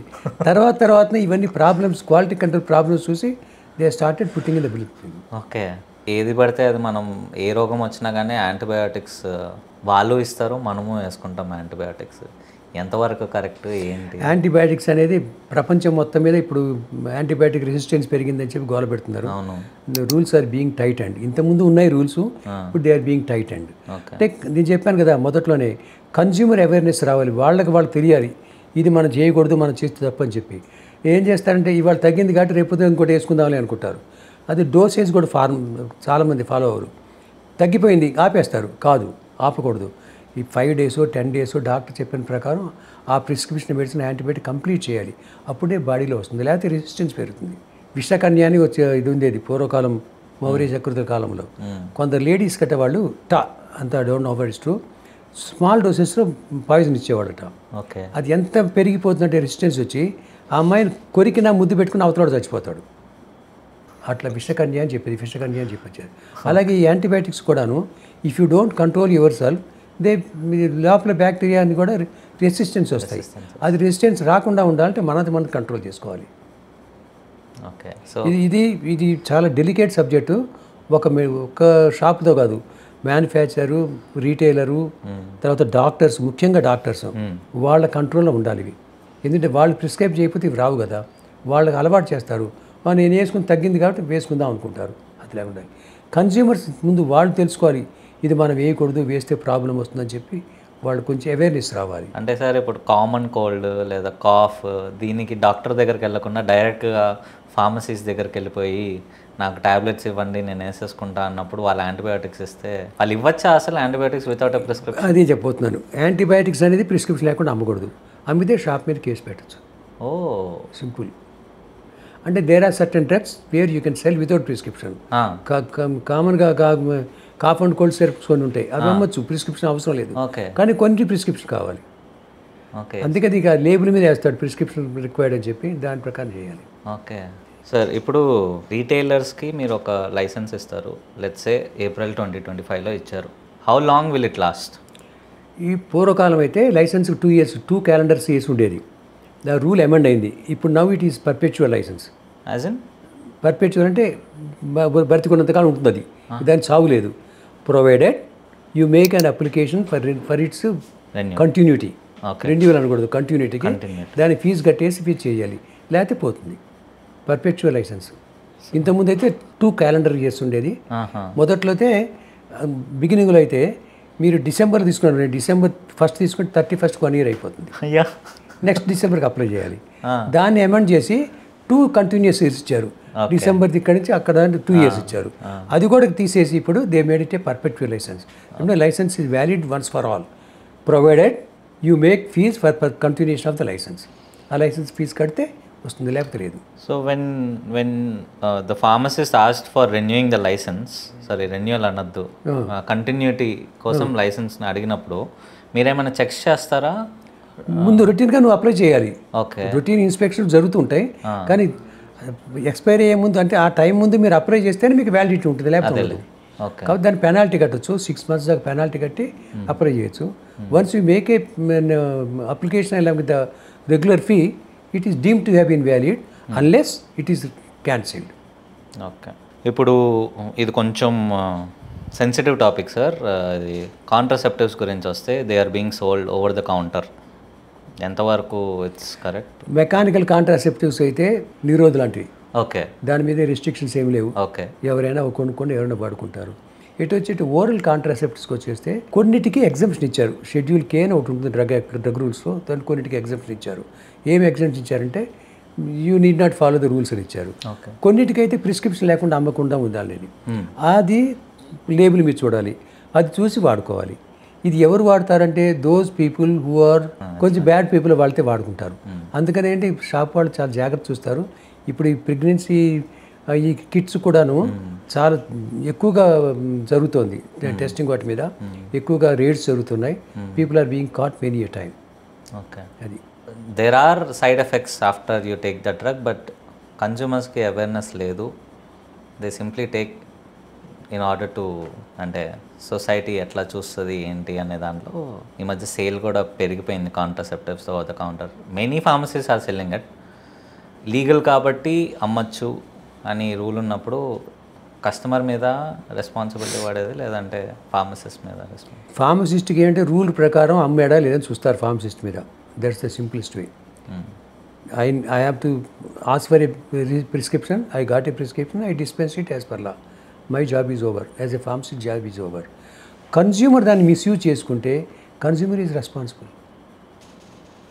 అందుకని ఏం చేస్తానంటే కన్జ్యూమర్ 1-2 సార్లు అది రెగ్యులర్గా తెలిసిన షాప్కి వెళ్తే వాడు చెప్తారు, నాయన నువ్వు వాడుతున్నావు, ఎక్కువ వాడొద్దురా, ఇది అవుతుందని చెప్తారు. అంటే యాజ్ ఎ ఫ్రెండ్లీ అడ్వైస్ వాడదని చెప్తారు. కాకపోతే అంటే రూల్ ప్రకారం నువ్వు రిఫ్యూజ్ చేయకూడదు కదా. When you have a stock in the shop you can't refuse the sale. Refusal is a violation of law.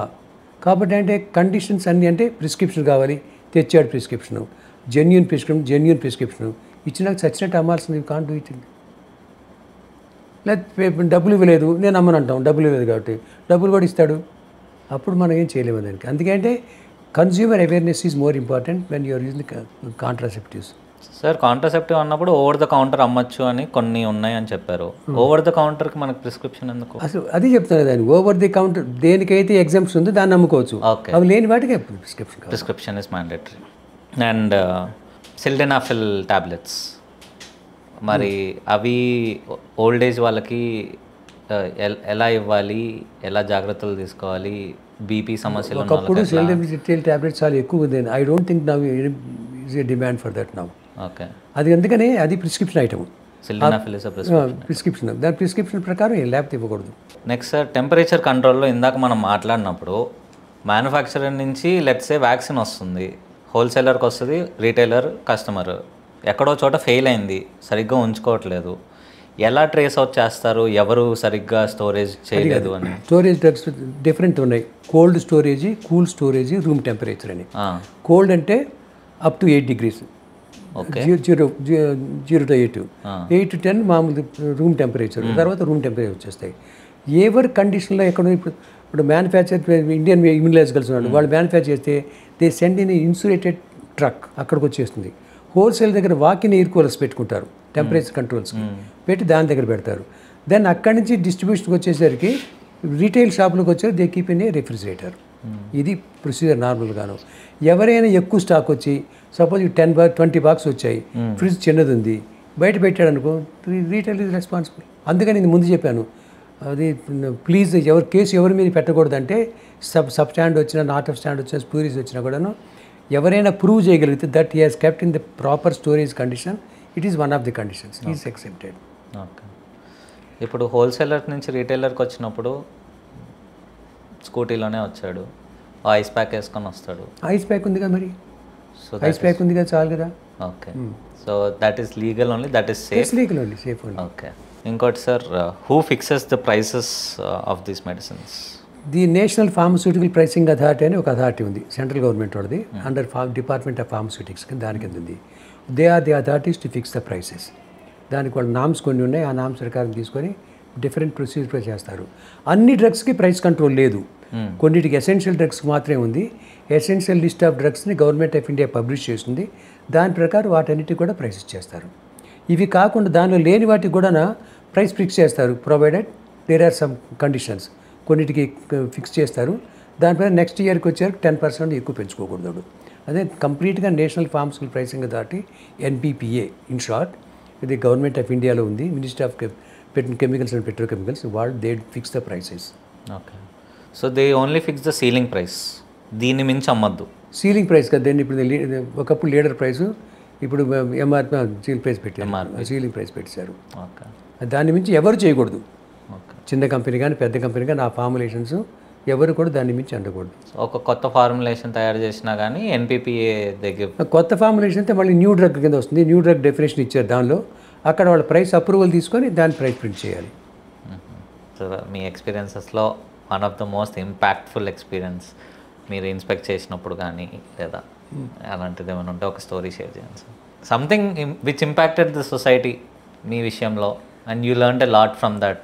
నేను చెప్పాను కదా, నాకు చాలా అదృష్టం ఎక్కడంటే నాకు ఎక్కడ I never had any bad experience in the entire life. Okay. నేను ఆల్మోస్ట్ 35 years డ్రగ్ కంట్రోల్ డిపార్ట్మెంట్లో పనిచేశాను. that even today I give consultation to many people, but I never had any bad experience with anybody. With the worst possible dealer also, I had a good relation, no problem. I never had any problem. Okay. కానీ నెలకు ఒకసారి చూస్తూ ఉంటాం కదా sir, like DCA అక్కడ పట్టుకుంది, DCA ఇది చేసింది అది చేసింది అనేది. Why is it so common? ఇలాంటివి మనకి కనిపిస్తూ ఉన్నాయి. ఇంత పట్టుకున్నా కానీ ఏదో ఒక న్యూస్ వస్తూనే ఉంది, అక్కడ పట్టుకున్నాం ఇక్కడ పట్టుకున్నాం స్పూరియస్ డ్రగ్స్ అని. అది చాలా ఒక విధంగా చెప్పాలంటే we're giving a scare to the public. Advertisements ఉన్నాయి, అడ్వర్టైజ్మెంట్ చేయకూడదు చెప్పాను, మ్యాజిక్ రెమెడీస్ కింద వేస్తారు. మా ఇన్స్పెక్టర్ సీజ్ చేసిన తర్వాత we publish it because the public should know that we're working, అది చేస్తారు. ఇదేమంటే రోజు ఒకటి, ఇప్పుడు ఈ ఇన్స్పెక్టర్ A చేస్తాడు, రేపు ఇన్స్పెక్టర్ B చేస్తాడు, ఇంకోటి ఇన్స్పెక్టర్ C చేస్తాడు, అన్నీ వస్తుంటాయి, రోజుగా వస్తుంటాయి. ఒక విధంగానేమో గవర్నమెంట్లో మనం పని చేస్తున్నా తెలియాలి, పబ్లిక్ అవేర్నెస్ వస్తుంది, ఇలా ఉన్నాయి కాబట్టి ఇలాంటి క్లెయిమ్ ఉండకూడదని, దానికోసం అలా పబ్లిష్ చేస్తారు న్యూస్. ఇప్పుడు I heard this news where government is mandating స్ట్రిప్స్లో బార్కోడ్ ఉండాలి అని. ఆ బార్కోడ్ని స్కాన్ చేస్తే will get to know if it's a genuine product or not. Is it true sir? Yeah, there is a schedule కొత్త ఇచ్చారు, కొన్ని డ్రగ్స్కి దానికి బార్కోడ్ ఏమైనా ఐడెంటిఫై చేశారు, వాటికి బార్కోడ్ ఇవ్వాలని. ఓకే. Can that barcode be replicated by any chance? By barcode దాన్ని రిపీట్ చేయలేం కదా, కాకపోతే అలాగే ప్రింట్ చూసేవాడికి అలాగే అనిపిస్తుంది, అక్కడ కూడా మనకు స్కాన్ చేస్తే వస్తుంది, తప్పది వస్తుంది, చేసుకోవచ్చు. సో దాన్ని బట్టి ఆపేది ఏం లేదు. అందుకని ఇప్పుడు ఆపే షాప్కి వచ్చాయనుకోండి, ఇన్స్పెక్టర్ గారు డౌట్స్ అక్కడే స్కాన్ చేస్తాడు, తెలుస్తుంది అది డూప్లికేట్ ఒరిజినల్ అని, ఇది తీసుకోవచ్చు. Even dealer can do it. Right. ఇప్పుడు ఈ మెడికల్ షాప్ ఓనర్ కూడాను స్మార్ట్ ఫోన్ లేని వాడంటే ఎవరు లేరు, అది ఓపెన్ చేసి చూసుకుంటే అక్కడ తెలుస్తుంది. You can refuse the purchase. They have a wholesale license as well as a retail license. How is it fair in terms of competition? Nothing wrong. This is as per law. So everyone can apply for a wholesale and wholesale and retail you can apply with it. See, if you want to supply to a government hospital or any this one, even retailer can supply. Supply. ఎందుకంటే he has a business rule ప్రకారం చేయొచ్చు. అదే retail wholesale తీసుకుంటే తప్పే ఉంది. ఇప్పుడు కొన్ని leading shops ఉంటాయి, ఆ ఏరియాలో కొంచెం పెద్ద stock you can effort to store them, you can do it both retail and wholesale. కాకపోతే అకౌంట్స్ దగ్గర అతను బిల్ బుక్స్ అవన్నీ సపరేట్ పెట్టుకోవాలి, రీటైల్కి హోల్సేల్కి. అంటే రేపు ట్యాలీ చేశారనుకోండి స్టాక్ వెరిఫికేషన్లో, అక్కడ ఈ should be able to establish himself that he has done a genuine transactions.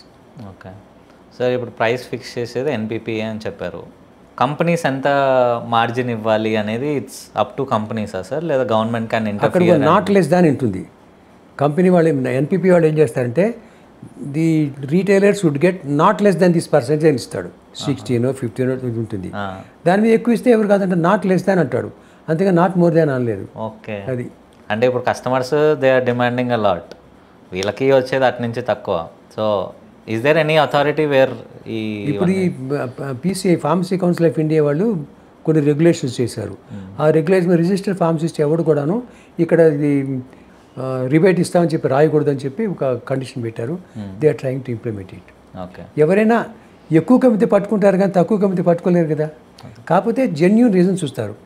అందరూ 10 రూపాయలకి అమ్మితే 2 రూపాయలకి ఎందుకు అమ్ముతున్నాడని we have to reanalyze and then scrutiny చేస్తాం.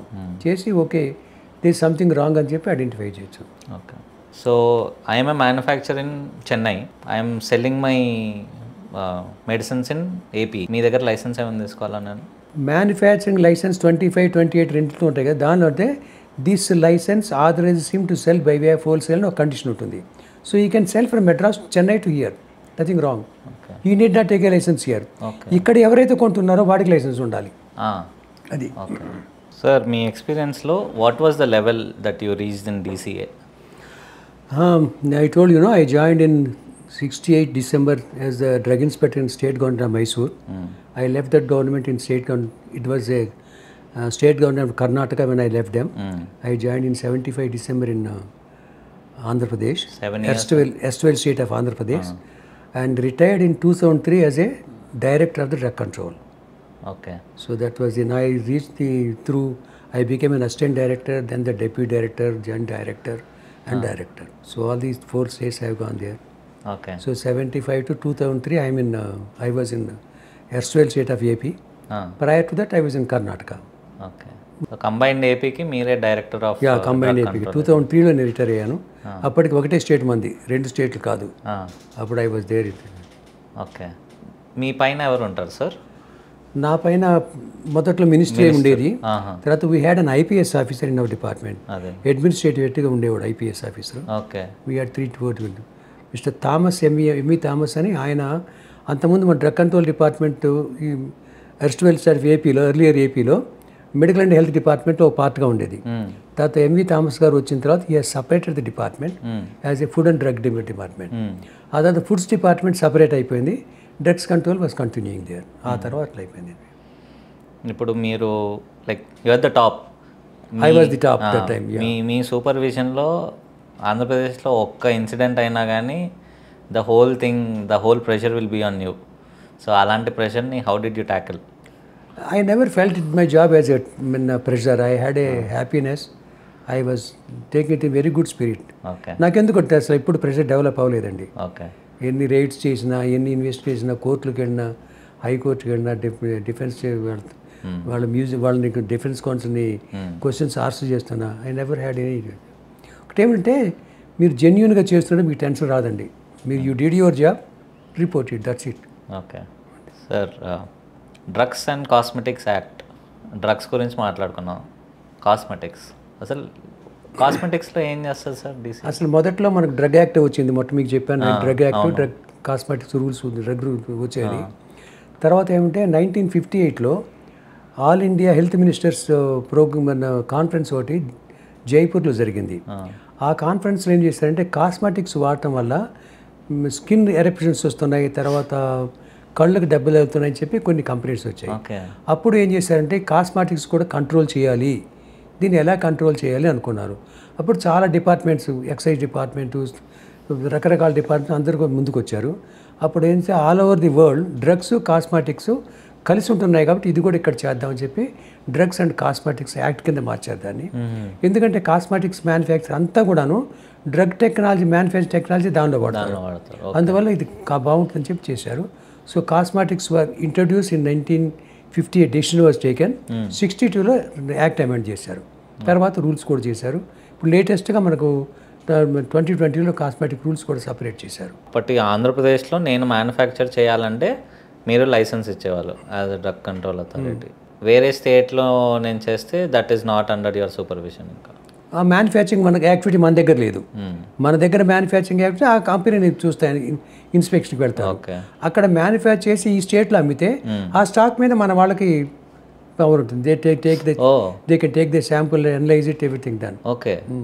సో ఇన్స్పెక్ట్ చేసినప్పుడు you found out that it came from Maharashtra, but you have the authority to trace it back to Maharashtra. అవును, దీని శాంపుల్ తీసుకొని అనాలిసిస్ చేసి లేకపోతే లేబుల్ ఏమైనా మిస్టేక్స్ ఉంటే then we can go to up to Maharashtra government and end. రొటీన్గా ఏమవుతుందంటే other స్టేట్కి రాసేప్పుడు ఇన్స్పెక్టర్ రాయడు. ఇన్స్పెక్టర్ వాళ్ళ కంట్రోలింగ్ అథారిటీకి రిపోర్ట్ చేస్తే డ్రగ్ కంట్రోలర్కి, ఆయన కన్సర్న్ స్టేట్ డ్రగ్ కంట్రోల్కి రాస్తాడు. అక్కడి నుంచి ఇన్స్పెక్టర్కి వెళ్ళి ఇన్వెస్టిగేషన్ పెడుతుంది. So the delicacy of the government correspondence. Okay. Cosmetics యాక్ట్లో ఏముంటుంది సార్? అంటే ఇప్పుడు సన్ స్క్రీన్ అమ్మితే ఇది పక్కా మెన్షన్ చేసి ఉండాలి అలాంటివి. కాస్మెటిక్స్కి సేల్స్ లైసెన్స్ అవసరం లేదు. సేల్స్కి లైసెన్స్ అవసరం లేదు కాస్మెటిక్స్కి. మ్యానుఫ్యాక్చరింగ్ లైసెన్స్ ఉంటే చాలు. Very good. అది మ్యానుఫ్యాక్చరింగ్ లైసెన్స్ ఉందా లేదా, వాళ్ళ దగ్గర మీరు కొన్నారా లేదా అని చూస్తారు. దానికి స్టాండర్డ్స్ ఉన్నాయి. ఆ స్పెసిఫికేషన్స్ కూడా BIS bureau of Indian standards ఉన్నాయిగా, ఆ స్పెసిఫికేషన్స్ ప్రకారం మ్యానుఫ్యాక్చర్ చేయాలి. షెడ్యూల్ ఎస్ అంటారు డ్రగ్ రూల్స్లో, దానిలో ఇస్తారు, లిస్ట్ ఆఫ్ ఇస్తారు. ఆ స్టాండర్డ్స్ ప్రకారం అనలైజ్ చేయాలి. మ్యానుఫ్యాక్చరింగ్ కూడా మళ్ళీ జిఎంపీ లాగానే వాళ్ళకి జిఎంపీ కాస్మెటిక్స్కి గుడ్ మ్యానుఫ్యాక్చరింగ్ ప్రాక్టీస్ ఉన్నాయి, దాని ప్రకారం చేయాలి. Then only will can be relieved. So ఇప్పుడు ఈ WHO ఇచ్చే జిఎంపీ గుడ్ మ్యానుఫ్యాక్చరింగ్ ప్రాక్టీసెస్ ఏదైతే WHO దీనికి కాస్మెటిక్స్కి లేదు. కాస్మెటిక్స్కి లేదు, డ్రగ్స్కి ఉందా సార్? డ్రగ్స్కి ఉంది. ఓకే. సో అది వస్తేనే మీరు లైసెన్స్ ఇస్తారా? షెడ్యూల్ ఇండియన్ లా ప్రకారం కంటిన్యూ చేస్తే లైసెన్స్ ఇస్తారు. WHO కావాలని ఎవరిని అడిగితే, సపోజ్ మీరు ఏదో కంట్రీకి ఎక్స్పోర్ట్ చేస్తాం అనుకోండి, మ్యానుఫ్యాక్చర్ వాడు అడుగుతాడు నాకు WHO స్టాండర్డ్స్ కావాలి అని. అప్పుడేంటి ఒక టీం వెళ్ళిపోయి ఇన్స్పెక్ట్ చేస్తారు. Central government inspector, state government inspector ఇద్దరు వెళ్ళి ఇన్స్పెక్ట్ చేసి whether it's as per the WHO GMP ఉందా లేదా అని then they give a certificate. Okay. Let's say ప్రిస్క్రిప్షన్లో దేవ్ రిటర్న్ పారాసెటమాలే, కానీ ఒక కంపెనీ, వేరే కంపెనీది. ఫార్మసిస్ట్ వచ్చి అంటాడు నా దగ్గర ఆ కంపెనీ లేదు, but the same composition I'm giving another company అని. Can he do that? Schedule H డ్రగ్స్కి అయితే it is not permitted. Okay. Substitution is not permitted. General ఐటమ్స్లో ఈజ్ పారాసిటమాల్ ట్యాబ్లెట్స్ ఉన్నాయి, పారాసిటమాల్ అని రాసేస్తే కంపెనీ పేరు రాయలేదనుకోండి, you are free to give the paracetamol. It is not a schedule drug, కాబట్టి you can give any paracetamol. అయితే strength 500 mg, 350 mg, 650 mg అని రాస్తే దాని ప్రకారం ఇవ్వాలి. ఒక షెడ్యూల్ డ్రగ్స్ మాత్రమే substitution is not permitted. Okay. So what ever the prescription mentions you have to give that only. We've talked about drug control authority, we've talked about drugs, we talked about cosmetics and all. మీ సర్వీస్లో మీరు చూసింది, let's say if you have the power right now and you can change one thing. ఇప్పుడు మొత్తం లా ఉంది మనకి and system కూడా మనకు తెలుసు, మీ ఎక్స్పీరియన్స్లో మీరు చూసారు. ఒక్కటి మీరు చేంజ్ చేయగలుగుతారు, నేను ఇది చేంజ్ చేస్తానని మీకు పవర్ ఉంటే ఏం చేంజ్ చేస్తారు? సిస్టమ్ ముందు ఎడ్యుకేట్ చేయాలండి జనాన్ని. ఇటు డీలర్స్ని కానీ వీళ్ళని ముందు ఎడ్యుకేట్ చేయాలి వాడిని. No dealer or no manufacturer wants to do something wrong. చాలాసార్లు తెలియకుండా జరుగుతుంటాయి. ఇప్పుడు మ్యానుఫ్యాక్చర్ చేసేవాడు, మ్యానుఫ్యాక్చర్ కూడా అన్నీ బాగా చేసి అనుకుంటాడు. Some mistakes they do it without their knowledge. అది చేసినప్పుడు బాగా తరపోతుంది. కాబట్టి వాళ్ళకి ఎడ్యుకేషన్ మనం ఇవ్వాలి. ఇటు డీలర్స్కి కానీ వాళ్ళకి కానీ ఎడ్యుకేషన్, టెక్నాలజికల్ మన సైంటిఫిక్ ఎడ్యుకేషన్ వాళ్ళకి ఇచ్చేస్తే that could be done. In fact we have done it that way. నేను సర్వీస్లో ఉన్నప్పుడు రెగ్యులర్గా మీటింగ్లు కండక్ట్ చేసేవాడిని. డిఫరెంట్ లెవెల్స్లో రీటైలర్స్కి ఒక మీటింగు, హోల్సేలర్కి ఒక మీటింగు, తర్వాత మ్యానుఫ్యాక్చర్ ఒక meeting. We have another platform called Indian Pharmaceutical Association. I was also a president of IPA in Hyderabad for some time. I was a founder president of IPA at Vijayawada. ఆ టైంలో అందరినీ తీసుకునేవాళ్ళం. అన్ని రకాల వాళ్ళు వచ్చేవాళ్ళు, దానిలో manufacturers, dealers అందరూ వచ్చేవారు. We try to give them the rules regulation చెప్పేవాళ్ళు, ఇలా ఉంది అని చెప్పేవాళ్ళం. దాని తర్వాత దానికి ఉన్న ప్రాబ్లమ్స్ ఎలా సాల్వ్ చేయాలని చెప్పేవాళ్ళం. అది మనం ఎడ్యుకేట్ చేయాలండి మోర్ దాన్ ది. మరి కస్టమర్స్కి ఎట్లా అవేర్నెస్ వస్తుంది సార్? కస్టమర్ కదా, దానికి కన్స్యూమర్ అసోసియేషన్ ఉంది, వాటి ద్వారా కూడా ఇస్తాం మనం. Okay. In fact I use to conduct consumer association meetings కూడా చేసేవాళ్ళం. అది కూడా చేసేవాళ్ళం. ఓకే. ఇతర కంట్రీలని చూసి ఇండియా ఏం నేర్చుకోవాలి? మన కంట్రీని చూసి ఇతర కంట్రీలు ఏం నేర్చుకోవాలి ఇన్ దిస్ ఈ ప్రోగ్రామా technologically we're far better than many other countries. Okay. మన కంట్రీలో తయారు చేయలేని ఫార్ములేషన్ అంటూ లేదు. Oh you name any formulation that's in manufacture in India. Okay. కంప్లీట్గా ఉంది దాంట్లో. కాకపోతే ఇక్కడ ఏమిటంటే మనకు పొరుగింటి పుల్లకూర రుచి అని అది బోర్డు ఇంపోర్టెడ్ అని కానీ చాలామంది అది బాగుంది అనుకుంటారు. కాదు. ఇన్ఫ్యాక్ట్ చాలా ప్రోడక్ట్స్ ఇక్కడి నుంచి అబ్రాడ్ పంపిస్తాం మనం. ఆల్మోస్ట్ 220 కంట్రీస్కి మనం ఇక్కడి నుంచి ఎక్స్పోర్ట్ చేస్తున్నాం. Okay. And they are all approved. అక్కడికి వెళ్ళిన తర్వాత వాళ్ళు రాగానే తీసుకోరు, వాళ్ళు ముందు స్టోర్ హౌస్లో పెట్టేసి అక్కడ శాంపుల్ చేసి అనాలిసిస్ చేసి బాగుంటేనే they accept this stock, other they send it back. మనం అంతే ఇక్కడ ఇంపోర్ట్కి వచ్చినప్పుడు ఇంపోర్ట్ చేస్తే ఆ ఇంపోర్ట్ పోర్ట్లో పడి ఉంటాయి అవి. అక్కడి నుంచి సెంట్రల్ గవర్నమెంట్ వాళ్ళు ఇన్స్పెక్ట్ శాంపుల్ చేసి if it is found okay then only it's accepted, otherwise not. So టెక్నాలజికల్గా మనకి we're no inferior to anybody. In fact మన act rules technology we're as good as anybody if not better. Okay. వేరే country నుంచి any small thing that we can adopt? Rules regulations జరిగితే public awareness చాలా ఎక్కువ ఉంటుంది వాళ్ళకి, అది మనకు లేదు. కొంచెం పబ్లిక్ వాళ్ళు పార్టిసిపేట్ చేస్తే yes I should do this అని అనుకుంటే public 90% of the problems are solved. Okay sir. ఇప్పుడు ఇంపోర్ట్ ఎక్స్పోర్ట్ కూడా మీ నుంచి లైసెన్స్ కావాలా? కాదు, ఇంపోర్ట్ ఎక్స్పోర్ట్కి లైసెన్స్ అంటే మ్యానుఫ్యాక్చరింగ్ లైసెన్స్ ఉంటే అది ఇంపోర్ట్ చేసుకోవచ్చు. ఎక్స్పోర్ట్ అంటే ఈ లైసెన్స్ ఉంటే ఎక్స్పోర్ట్ చేయొచ్చు. అదర్ కంట్రీస్ వాళ్ళ దగ్గర నుంచి కావాల్సి వస్తాయి.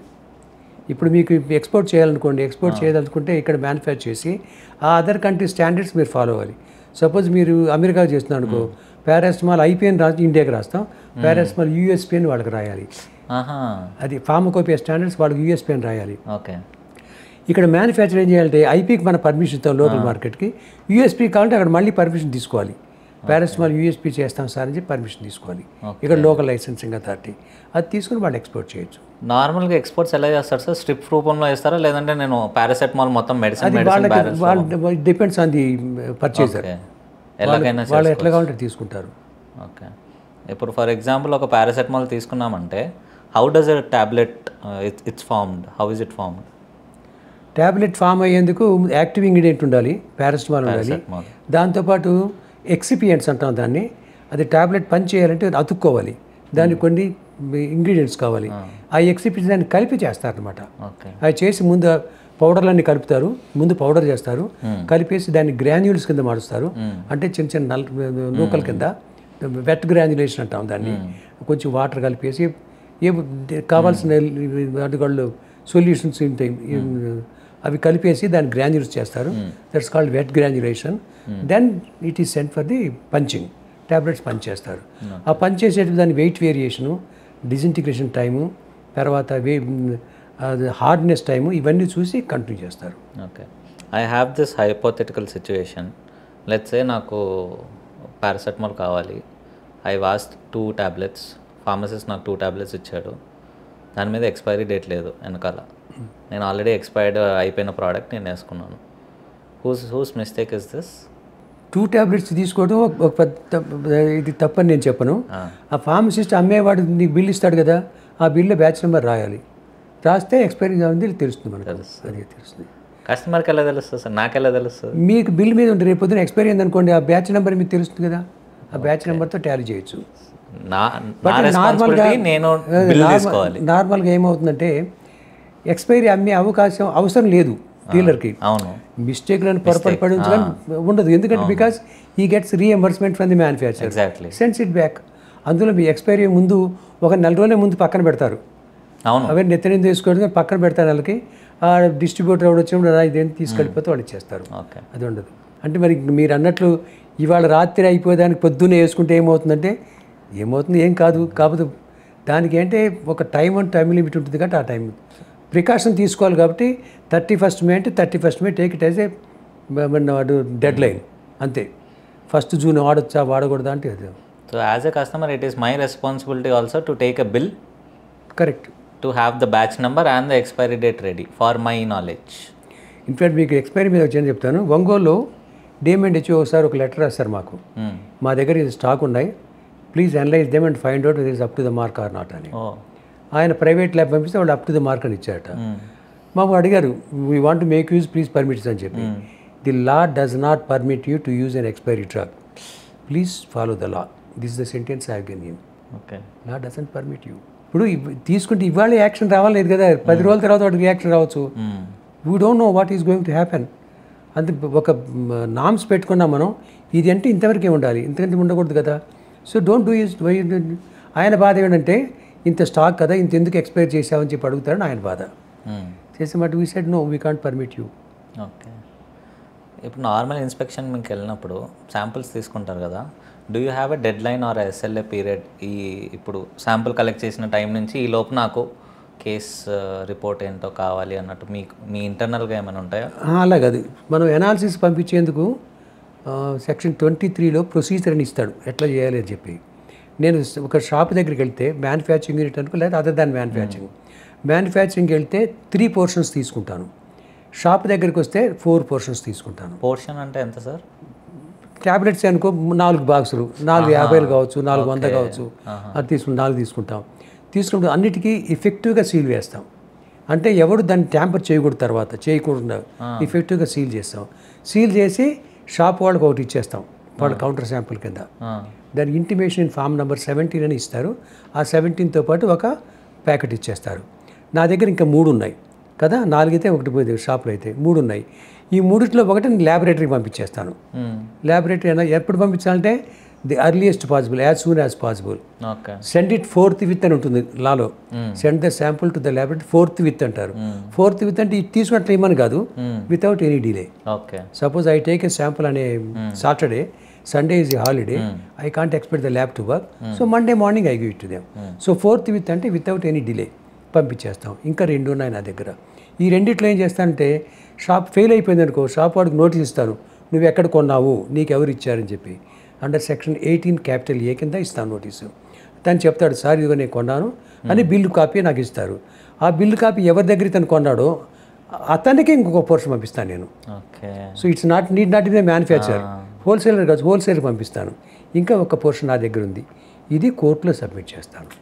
అంటే రేపు పొద్దున అడగొచ్చు మ్యానుఫ్యాక్చర్, సార్ నేను ఒప్పుకోనండి, నా రిపోర్ట్ బాగుంది, మీరు సెంట్రల్కి పంపించండి అని. అప్పుడు నేను సెంట్రల్కి పంపించిన నాకు అధికారం లేదు, నేను కోర్టులో ఇచ్చేస్తే మ్యాజిస్ట్రేట్ గారు పంపిస్తారు. అది that's how it examples.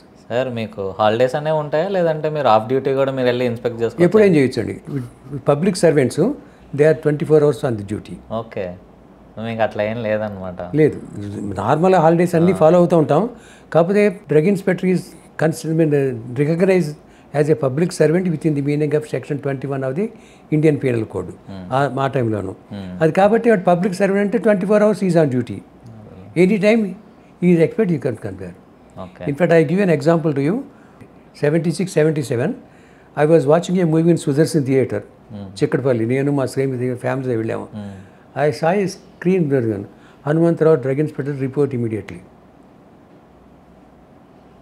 So it was shown on the screen.